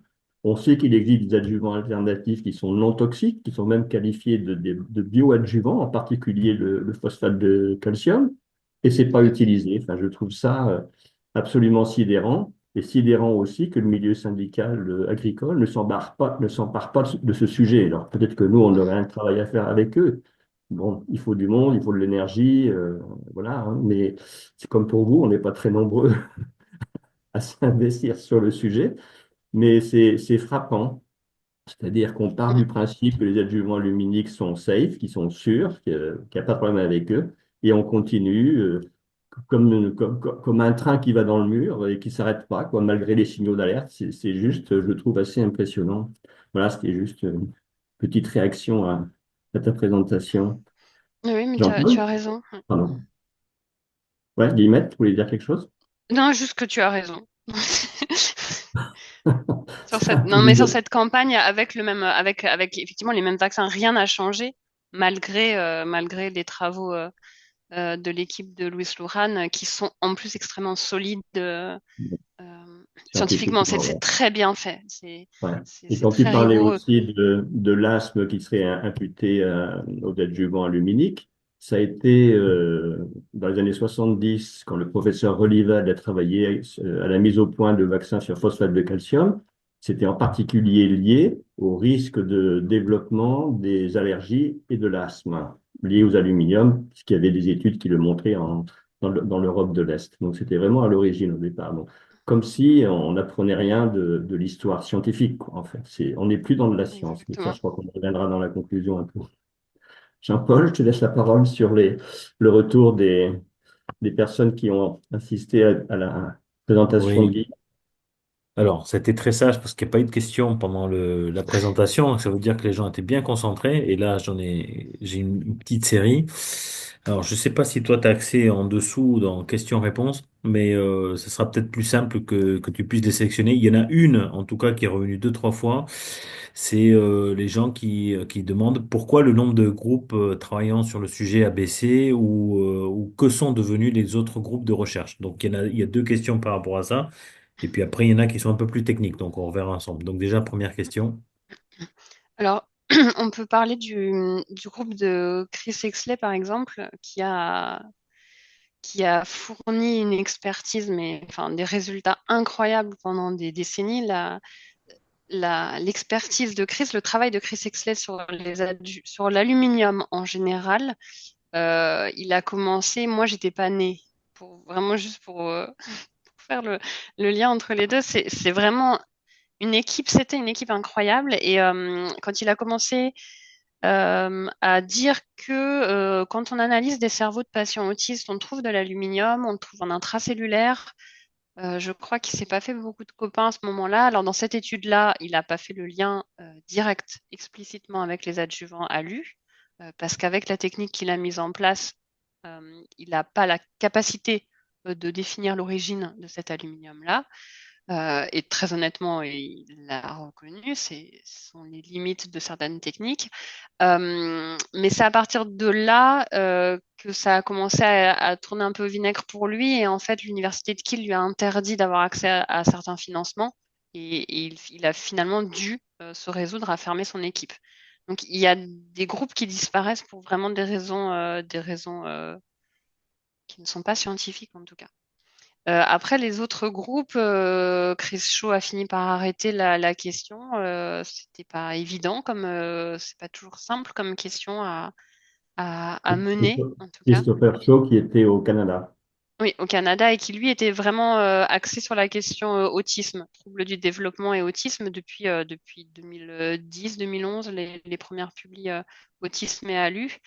Donc ils ont fini par arrêter. Et puis Yehuda est plus tellement sur la question. Lui, il est toujours sur cette question auto-immunité, mais il est plus sur Yehuda Schoenfeld en Israël. Il est moins axé spécifiquement adjuvant. Et Oui, il est très je axé sais un sur peu quoi. Asia maintenant, de manière générale. Oui, oui, oui. Hein. Sur le syndrome d'une manière générale, en élargissant un peu, et il n'est pas resté sur les questions ALU plus que ça. Mais juste peut-être un élément complémentaire sur ce que tu disais par rapport à Chris Huxley et son étude qui a montré des taux d'aluminium dans le cerveau de personnes autistes qu'il n'avait jamais vus, qui connaît très très bien le sujet parce qu'il est appelé Monsieur Aluminium dans le monde entier. La première fois où il a fait l'annonce des résultats de cette recherche, c'était parce que c'était publié ce jour-là, c'était en 2017 lors du colloque que l'on avait fait au Sénat, un colloque qui Mm. était co-organisé avec Laurence Cohen, qui était vice-présidente de la Commission des affaires sociales. Et Chris Huxley s'attendait à ce que ça fasse la une de tous les journaux. Et en fait, il n'y a eu aucun article, il n'y a rien qui est sorti.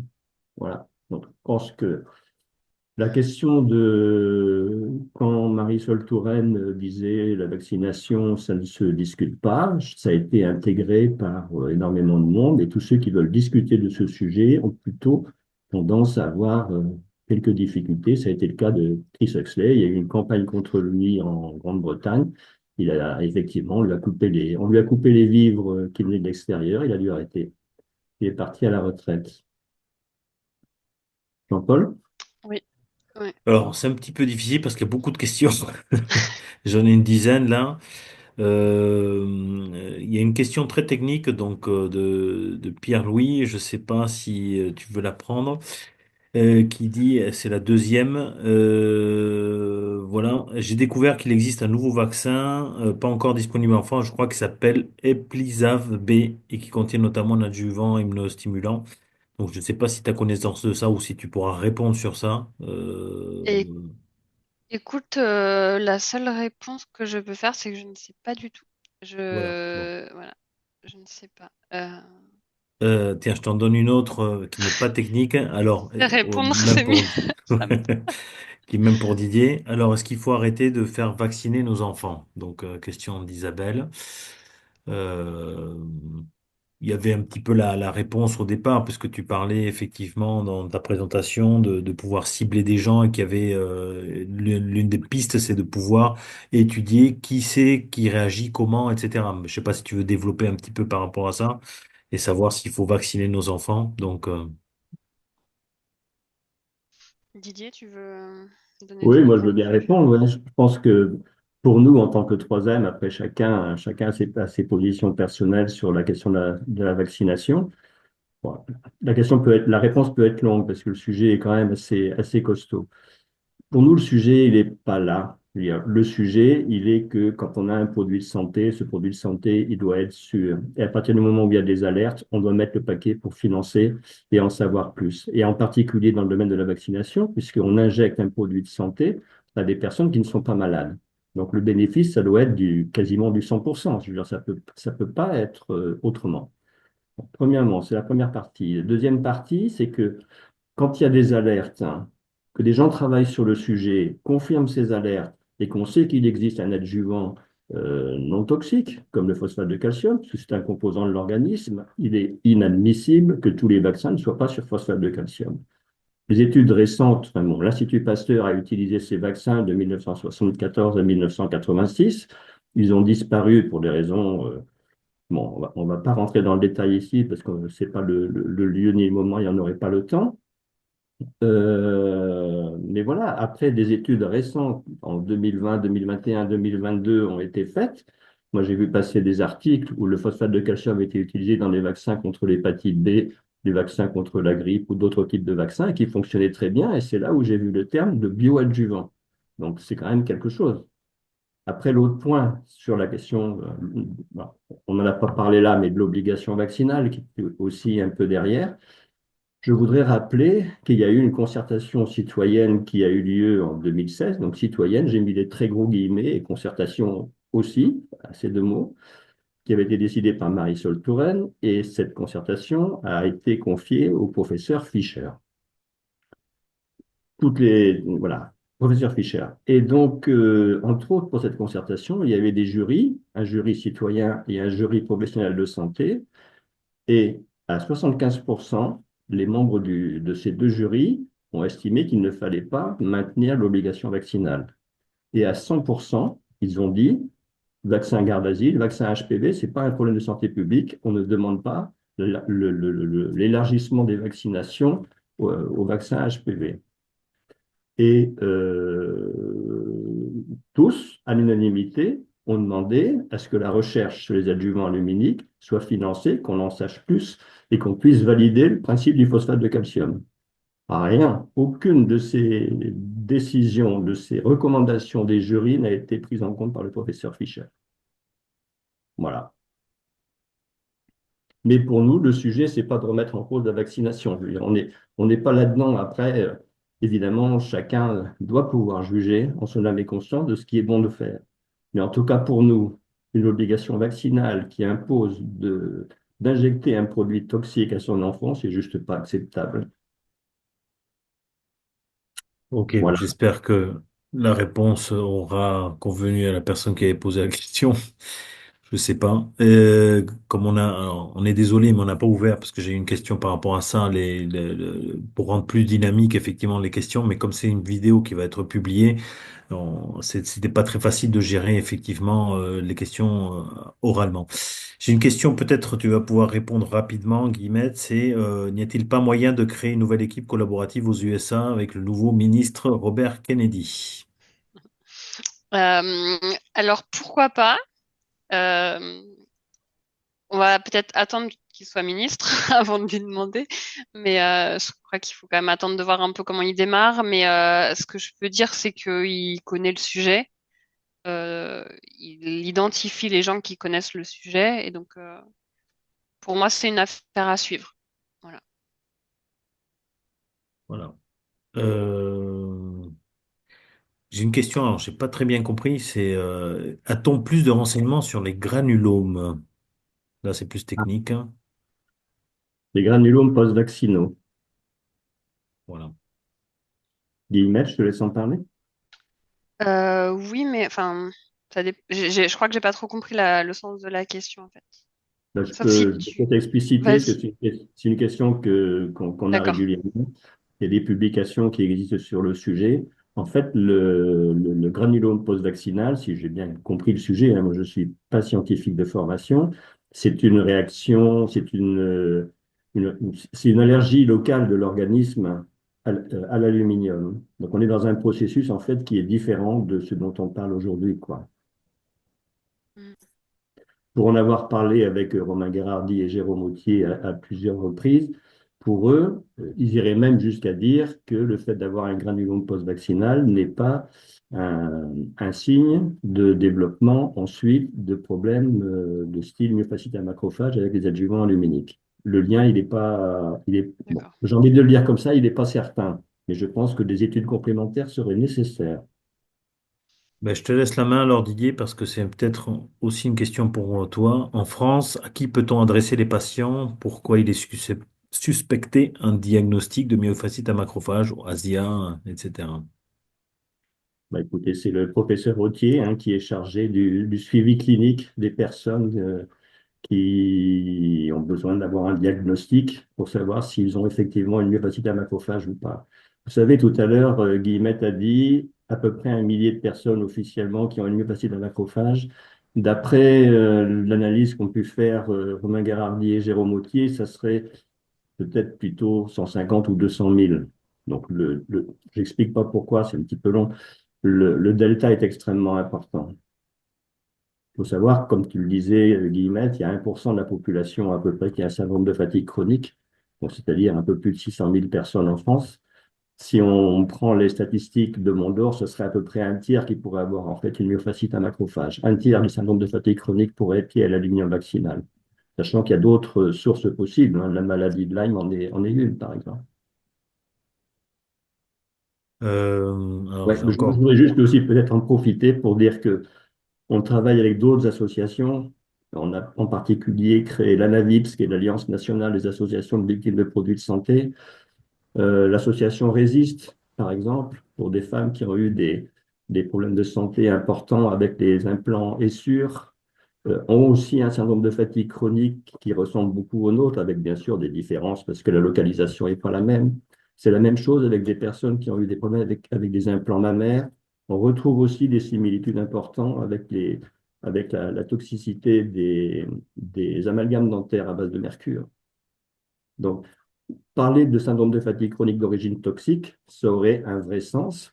Et personne n'en parle, en fait, de ce terme-là, et personne ne finance les recherches pour comprendre ce qui se passe, puisqu'il n'y a pas que l'aluminium vaccinal, bien sûr, même si c'est très préoccupant, et en particulier, comme tu le disais, par rapport aux enfants qui reçoivent en 1 an la moitié de la dose de toute une vie.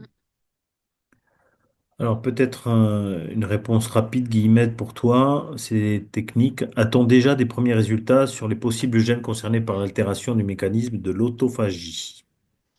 Eh bien non, on n'a pas de résultat parce on n'a pas du tout fini de travailler là-dessus. La susceptibilité génétique, c'est une question qu'on voudrait mener, mais il faut des cohortes très très larges. Et il faut des fonds aussi. Donc sur le projet autophagie et myofascite à macrophage, on a mis l'accent sur d'autres questions, notamment les résultats que je vous ai montrés, sans aller regarder forcément une, euh, une différence dans les variants génétiques. On travaille à cette question-là avec notre modèle souris aussi. Mais non, on n'a pas de résultat. C'est très frustrant aussi, mais on n'a pas réussi à aller au bout de cette histoire-là. La génétique, c'est un domaine particulier. Je crois que c'est un monde particulier, c'est un langage particulier. Il faut une vraie expertise dessus. Donc, il faut mobiliser d'autres équipes aussi sur ces questions de génétique pure. Voilà, il faut clairement avoir une expertise pour comprendre tout ça. Et pour l'instant, en tout cas, c'est pas fait. Euh, ok, donc alors, le problème c'est que plus ça va et plus j'ai des questions. Donc, je sais pas si à quel Mais c'est moment toute la tu nuit. voudras t'arrêter. Est-ce que, Oui, c'est ça. Oui, est-ce qu'on peut prendre la première vas-y, pour pas que tu vas-y, je passes t'en à la prie. trappe? Non, parce qu'elle est intéressante aussi. Enfin, je dis pas que les autres le sont pas, mais j'aimerais savoir s'il est possible de savoir combien d'aluminium on a accumulé dans notre organisme et s'il y a une relation entre le taux d'aluminium persistant et la survenue de maladies.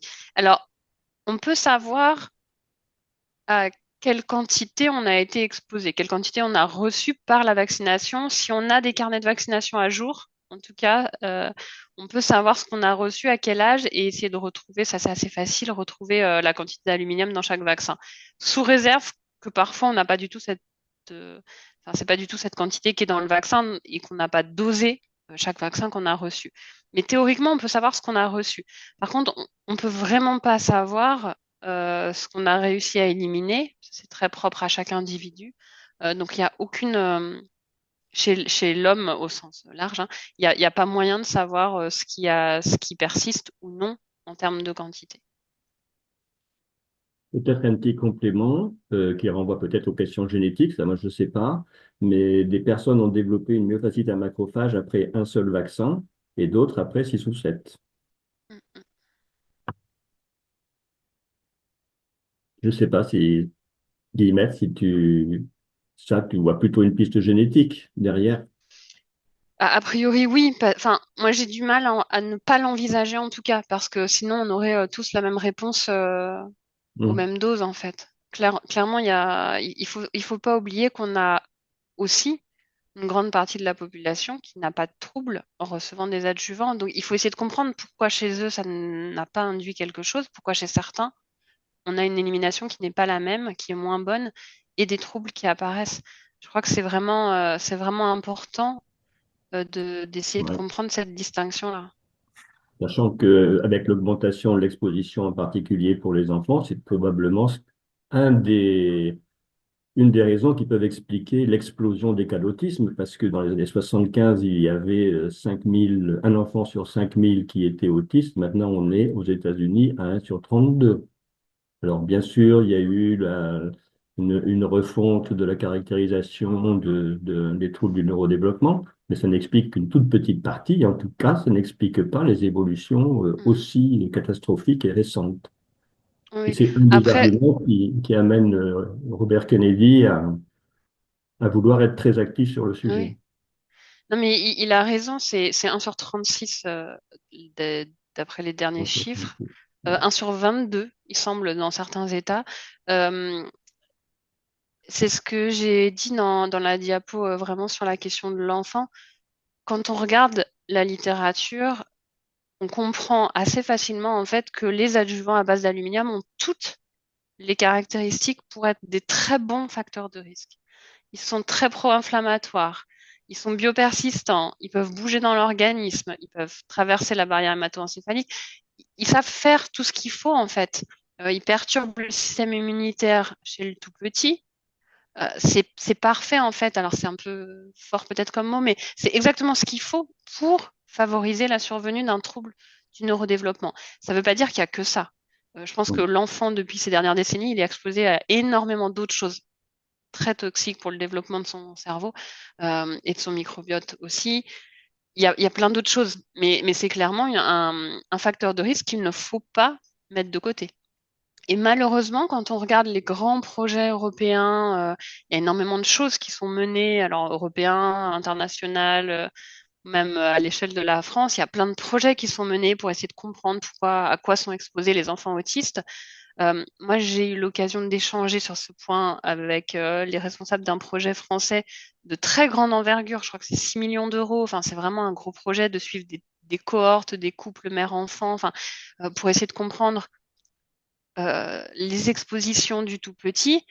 Je leur ai demandé s'ils allaient juste regarder, noter la vaccination, quand, quel vaccin, quels adjuvants. Euh, Ils m'ont dit que c'est pas une question qu'ils avaient posée. Ça fait pas partie de leur questionnement. C'est un vrai problème parce qu'on ne peut pas éliminer cette exposition-là quand on réfléchit aux expositions du tout petit. Ça en fait partie dans des stades très précoces, avec une voie d'administration qui est très particulière. C'est vraiment une erreur, volontaire ou non, Mais c'est vraiment une erreur de ne pas se poser la question. Mm. Ok. Est-ce qu'il y a une autre question? Ouais. Il y Est-ce en a que plein. je propose qu'on prolonge un petit peu de 5-10 minutes pour prendre quelques questions supplémentaires? Il Alors, y a une question. Ouais, je sais pas si tu en avais choisi une en particulier, mais... oui, c'est juste pour Didier parce que c'est en réponse à la question à laquelle tu as répondu juste avant et par rapport à la composante génétique. Alors, je le lis rapidement. Bonjour, je suis atteinte de la MFM et ma petite fille pense faire une école d'infirmière. Peut-elle continuer dans cette perspective malgré une vaccination intensive aux adjuvants luminiques, connaissant les risques dans la famille? Donc, c'est en lien avec les réponses qui ont été données juste avant et effectivement, cette composante génétique et le risque effectivement pour les enfants. Donc, Quand la question est posée au professeur Jérôme Autier, lui, sa réponse est de dire qu'il n'y a pas d'éléments objectifs qui montrent qu'il y a une transmission de de ces possibles déficiences génétiques. Donc, c'est vrai que pour l'instant, il n'y a pas d'études qui peuvent le montrer. Donc, on ne peut pas répondre à cette question. On ne peut pas répondre. Voilà, donc ça peut être assez angoissant et je le comprends d'autant bien, d'autant mieux que j'ai ma petite fille qui vient de rentrer dans une école d'infirmière. Donc le sujet, ouais, c'est un sujet chaud, quoi. Bon, en ce qui me concerne, ma petite fille, voilà, elle a entendu tout ce que j'avais à lui dire, elle a fait le choix, après ça la regarde. Par contre, j'ai fortement insisté pour qu'elle suive nos recommandations et quand on se reçoit un vaccin avec aluminium, il y a des précautions à prendre. Ça ne garantit pas un succès à 100%, mais au moins il faut les faire, ça fait pas de mal. C'est de l'homéopathie et c'est aussi, comme le conseille Chris Hemsworth, de boire pendant un mois ou deux, même plus si on le peut, au moins 1 litre d'eau tous les jours, d'eau très chargée en silice, parce que le silice est un chélateur des adjuvants luminiques, de l'aluminium en général. Voilà, mais on ne peut pas être plus précis, parce que bon, ben là, ça rejoint la question plus large du financement de la recherche. Il faudrait qu'une équipe pérenne, euh, j'ai vu passer plusieurs doctorants à côté de toi, Guillemette, et des gens de grande qualité, à la fois professionnels et humaines, et motivés, qui seraient restés avec grand plaisir si les moyens financiers avaient existé. Bon. Et donc, il y a beaucoup de temps passé à former ces gens. C'est très chouette. Ils portent la bonne parole ailleurs. Donc, ça, c'est une bonne chose. Mais en même temps, quel dommage, quoi. Ça, c'est une vraie question, effectivement. Là, j'ai dû laisser partir deux doctorants et une postdoc vraiment de qualité avec qui on a fait de très belles choses. Alors, j'ai un de mes doctorants qui est encore très réactif sur le sujet parce que je crois qu'il n'arrive pas à décrocher. Mais on n'a pas de poste à proposer quand les gens, enfin, quand les étudiants doctorants ont soutenu leur thèse. On n'a pas de poste de, en CDI, quoi, de poste de titulaire. Donc, c'est très, très compliqué de pouvoir avancer comme ça parce qu'un doctorant, même quand il est très motivé, c'est quand même un étudiant. Donc, il faut l'encadrer. Il a un travail à faire qui est aussi de rédiger un manuscrit de thèse qui prend quand même plusieurs mois, pendant lequel il va pas être sur des manips. Donc, c'est vraiment un gros point faible d'une manière générale pour la recherche en France, mais en particulier sur ce sujet-là. Jean-Paul. oui, excuse-moi, j'étais en train de répondre à des questions aussi pour les faire disparaître de la liste des questions. Mais il y avait une question, effectivement, qui a disparu, mais c'était un petit peu, enfin, je l'ai fait disparaître, je pense, j'ai pas fait attention. Voilà, c'est bon. Merci pour cet excellent exposé. Donc, il y a beaucoup de remerciements, effectivement, de félicitations, donc à ton adresse.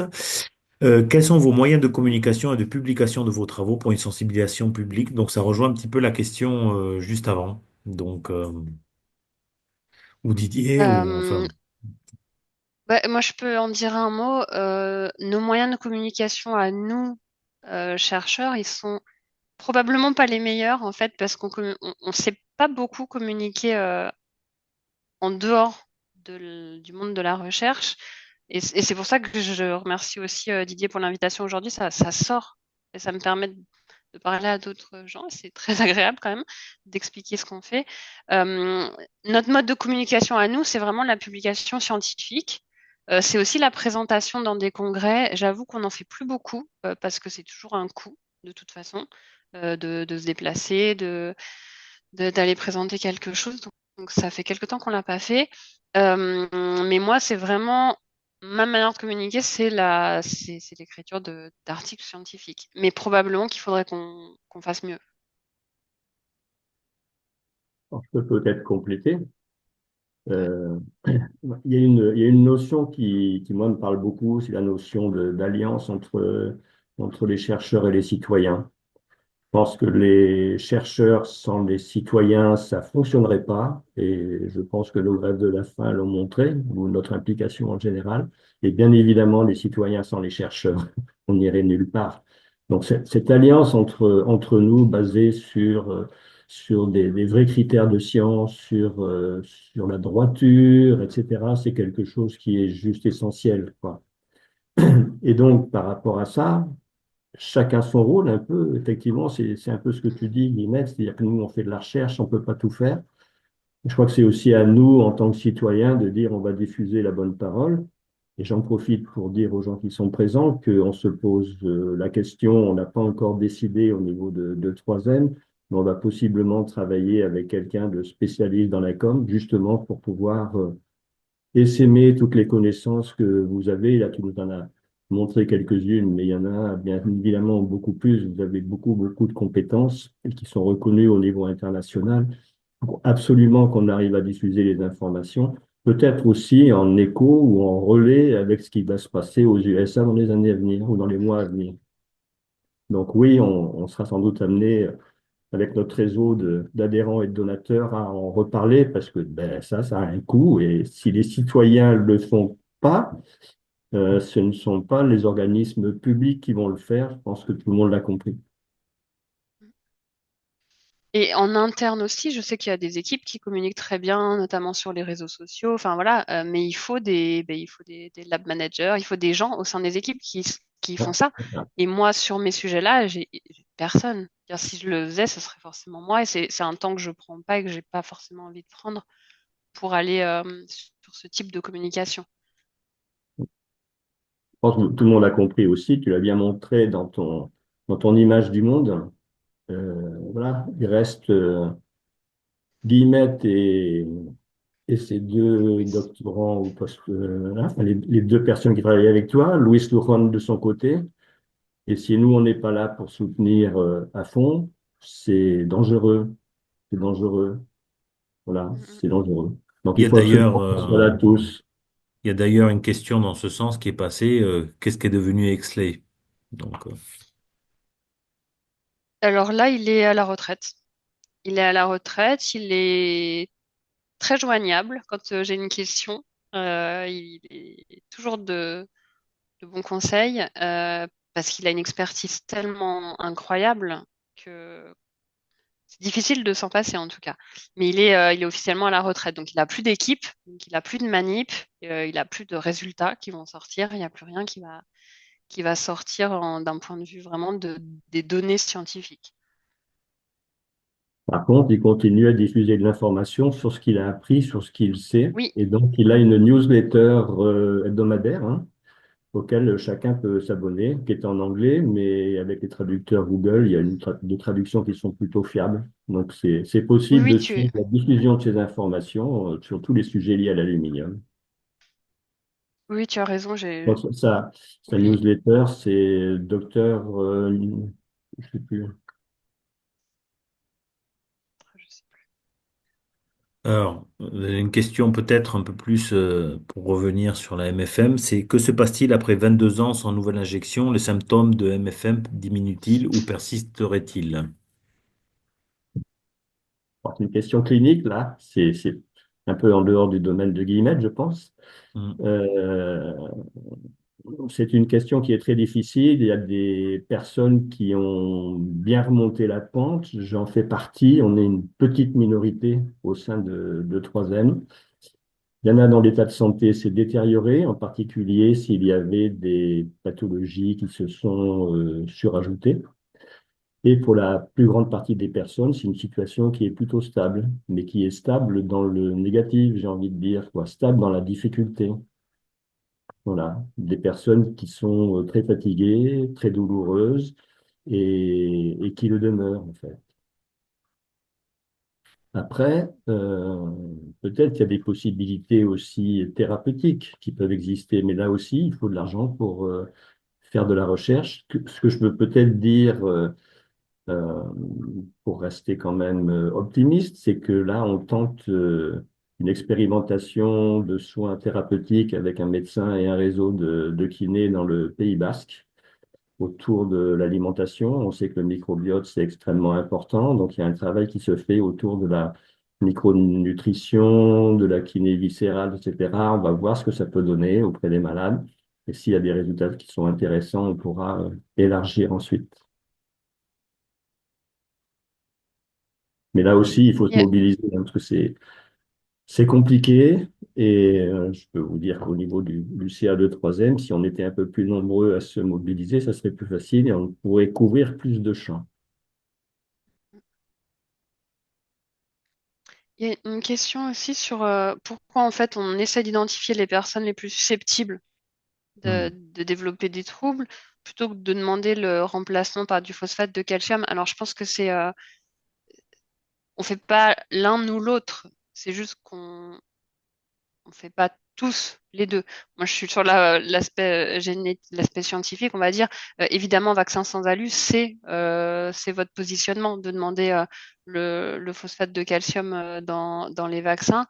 Euh, on est d'accord que sans aluminium dans les vaccins, mes recherches n'ont plus besoin d'aboutir et ça me va très bien. Je serais ravie d'être au chômage technique sur ces questions, hein. Mais je suis pas sûre que ce soit pour demain quand même.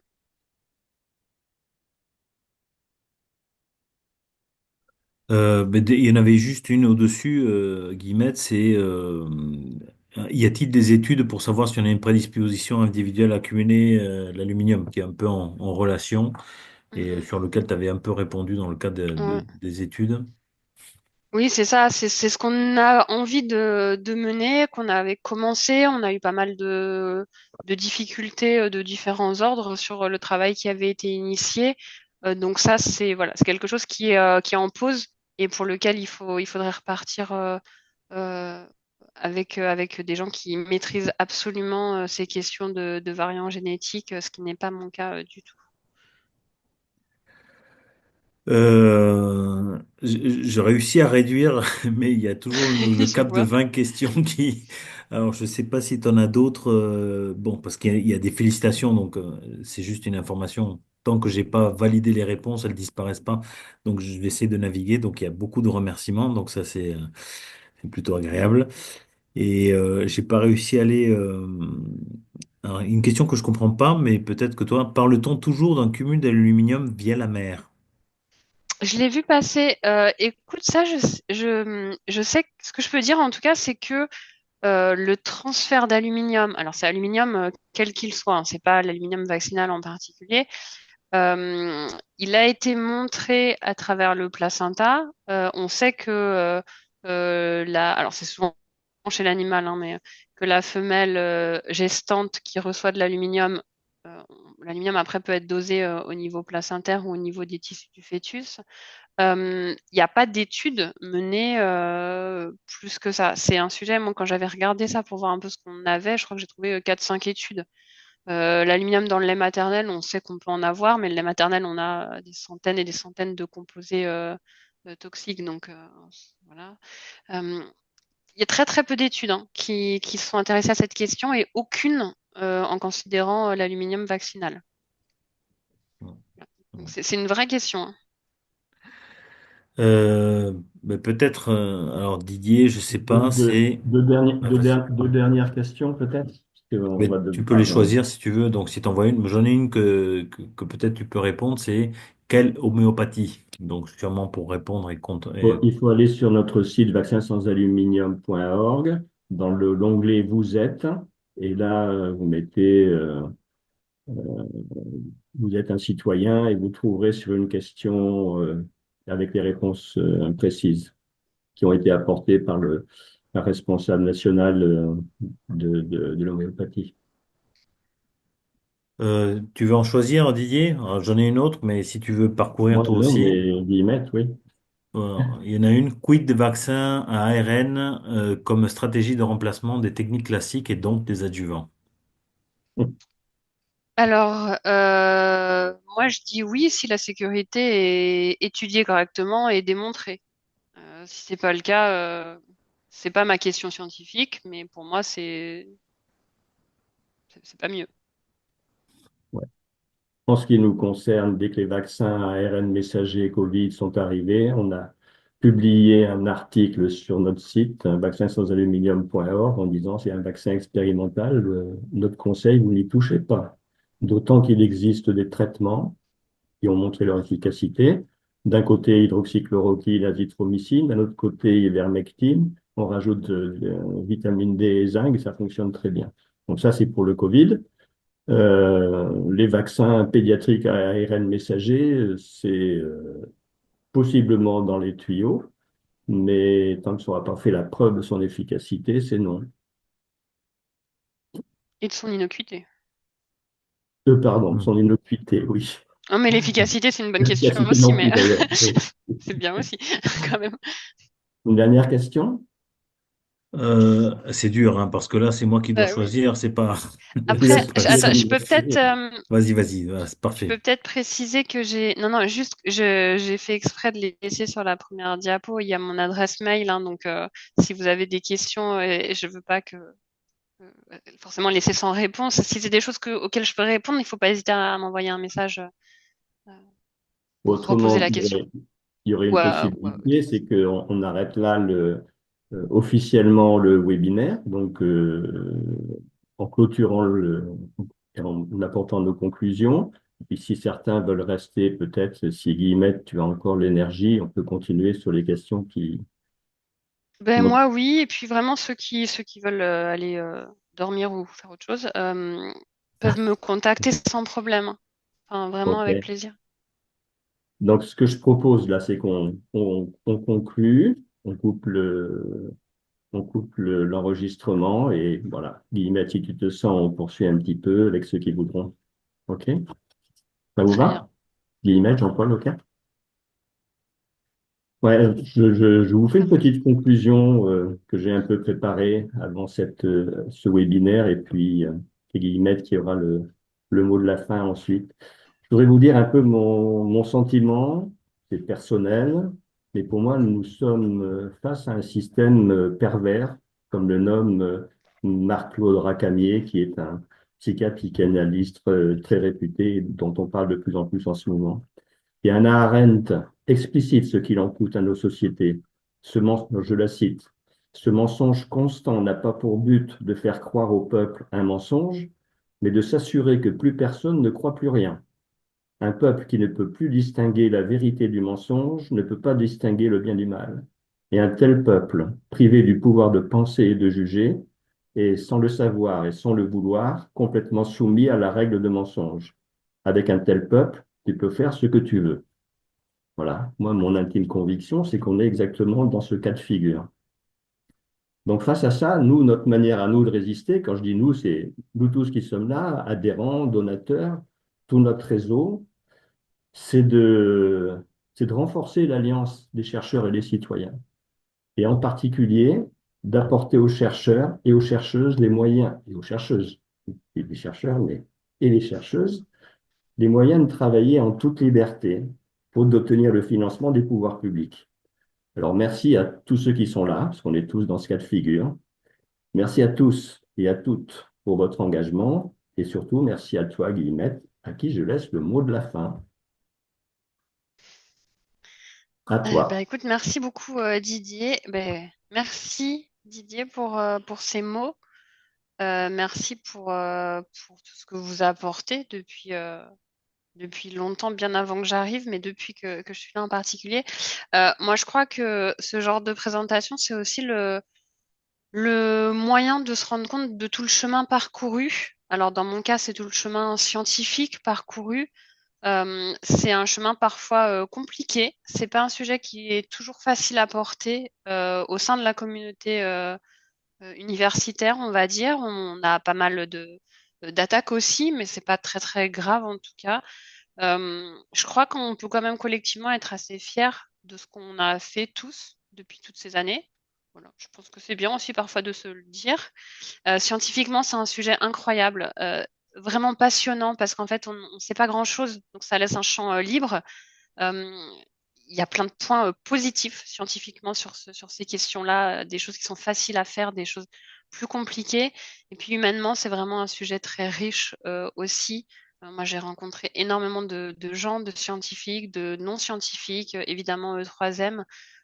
C'est vraiment une expérience incroyable et je suis tombée dedans en 2013 comme Obélix quand il est tombé dans sa potion magique et je suis pas prête de raccrocher en tout cas ce sujet et je suis comme Didier, je crois vraiment que c'est en s'alliant qu'on ira beaucoup plus loin et moi dans mon labo toute seule s'il n'y a pas derrière un mouvement, une envie, une curiosité et des moyens, je fais pas grand-chose. Voilà. C'est pas la note de la fin que je voulais du coup, de dire que je vais pas faire grand-chose, mais j'ai beaucoup d'espoir pour la suite, en tout cas pour les années qui arrivent sur ce sujet-là. Ouais, merci beaucoup, Guillemette. Je suis d'accord avec toi. J'ai moi aussi beaucoup d'espoir, même si en ce moment le paysage est sombre. Moi, je suis assez persuadé qu'on va l'emporter au final. Merci beaucoup, Guillemette. Merci à Merci, vous. Jean-Paul. Merci à tous les personnes, à toutes les personnes qui étaient présentes. Et puis, à bientôt.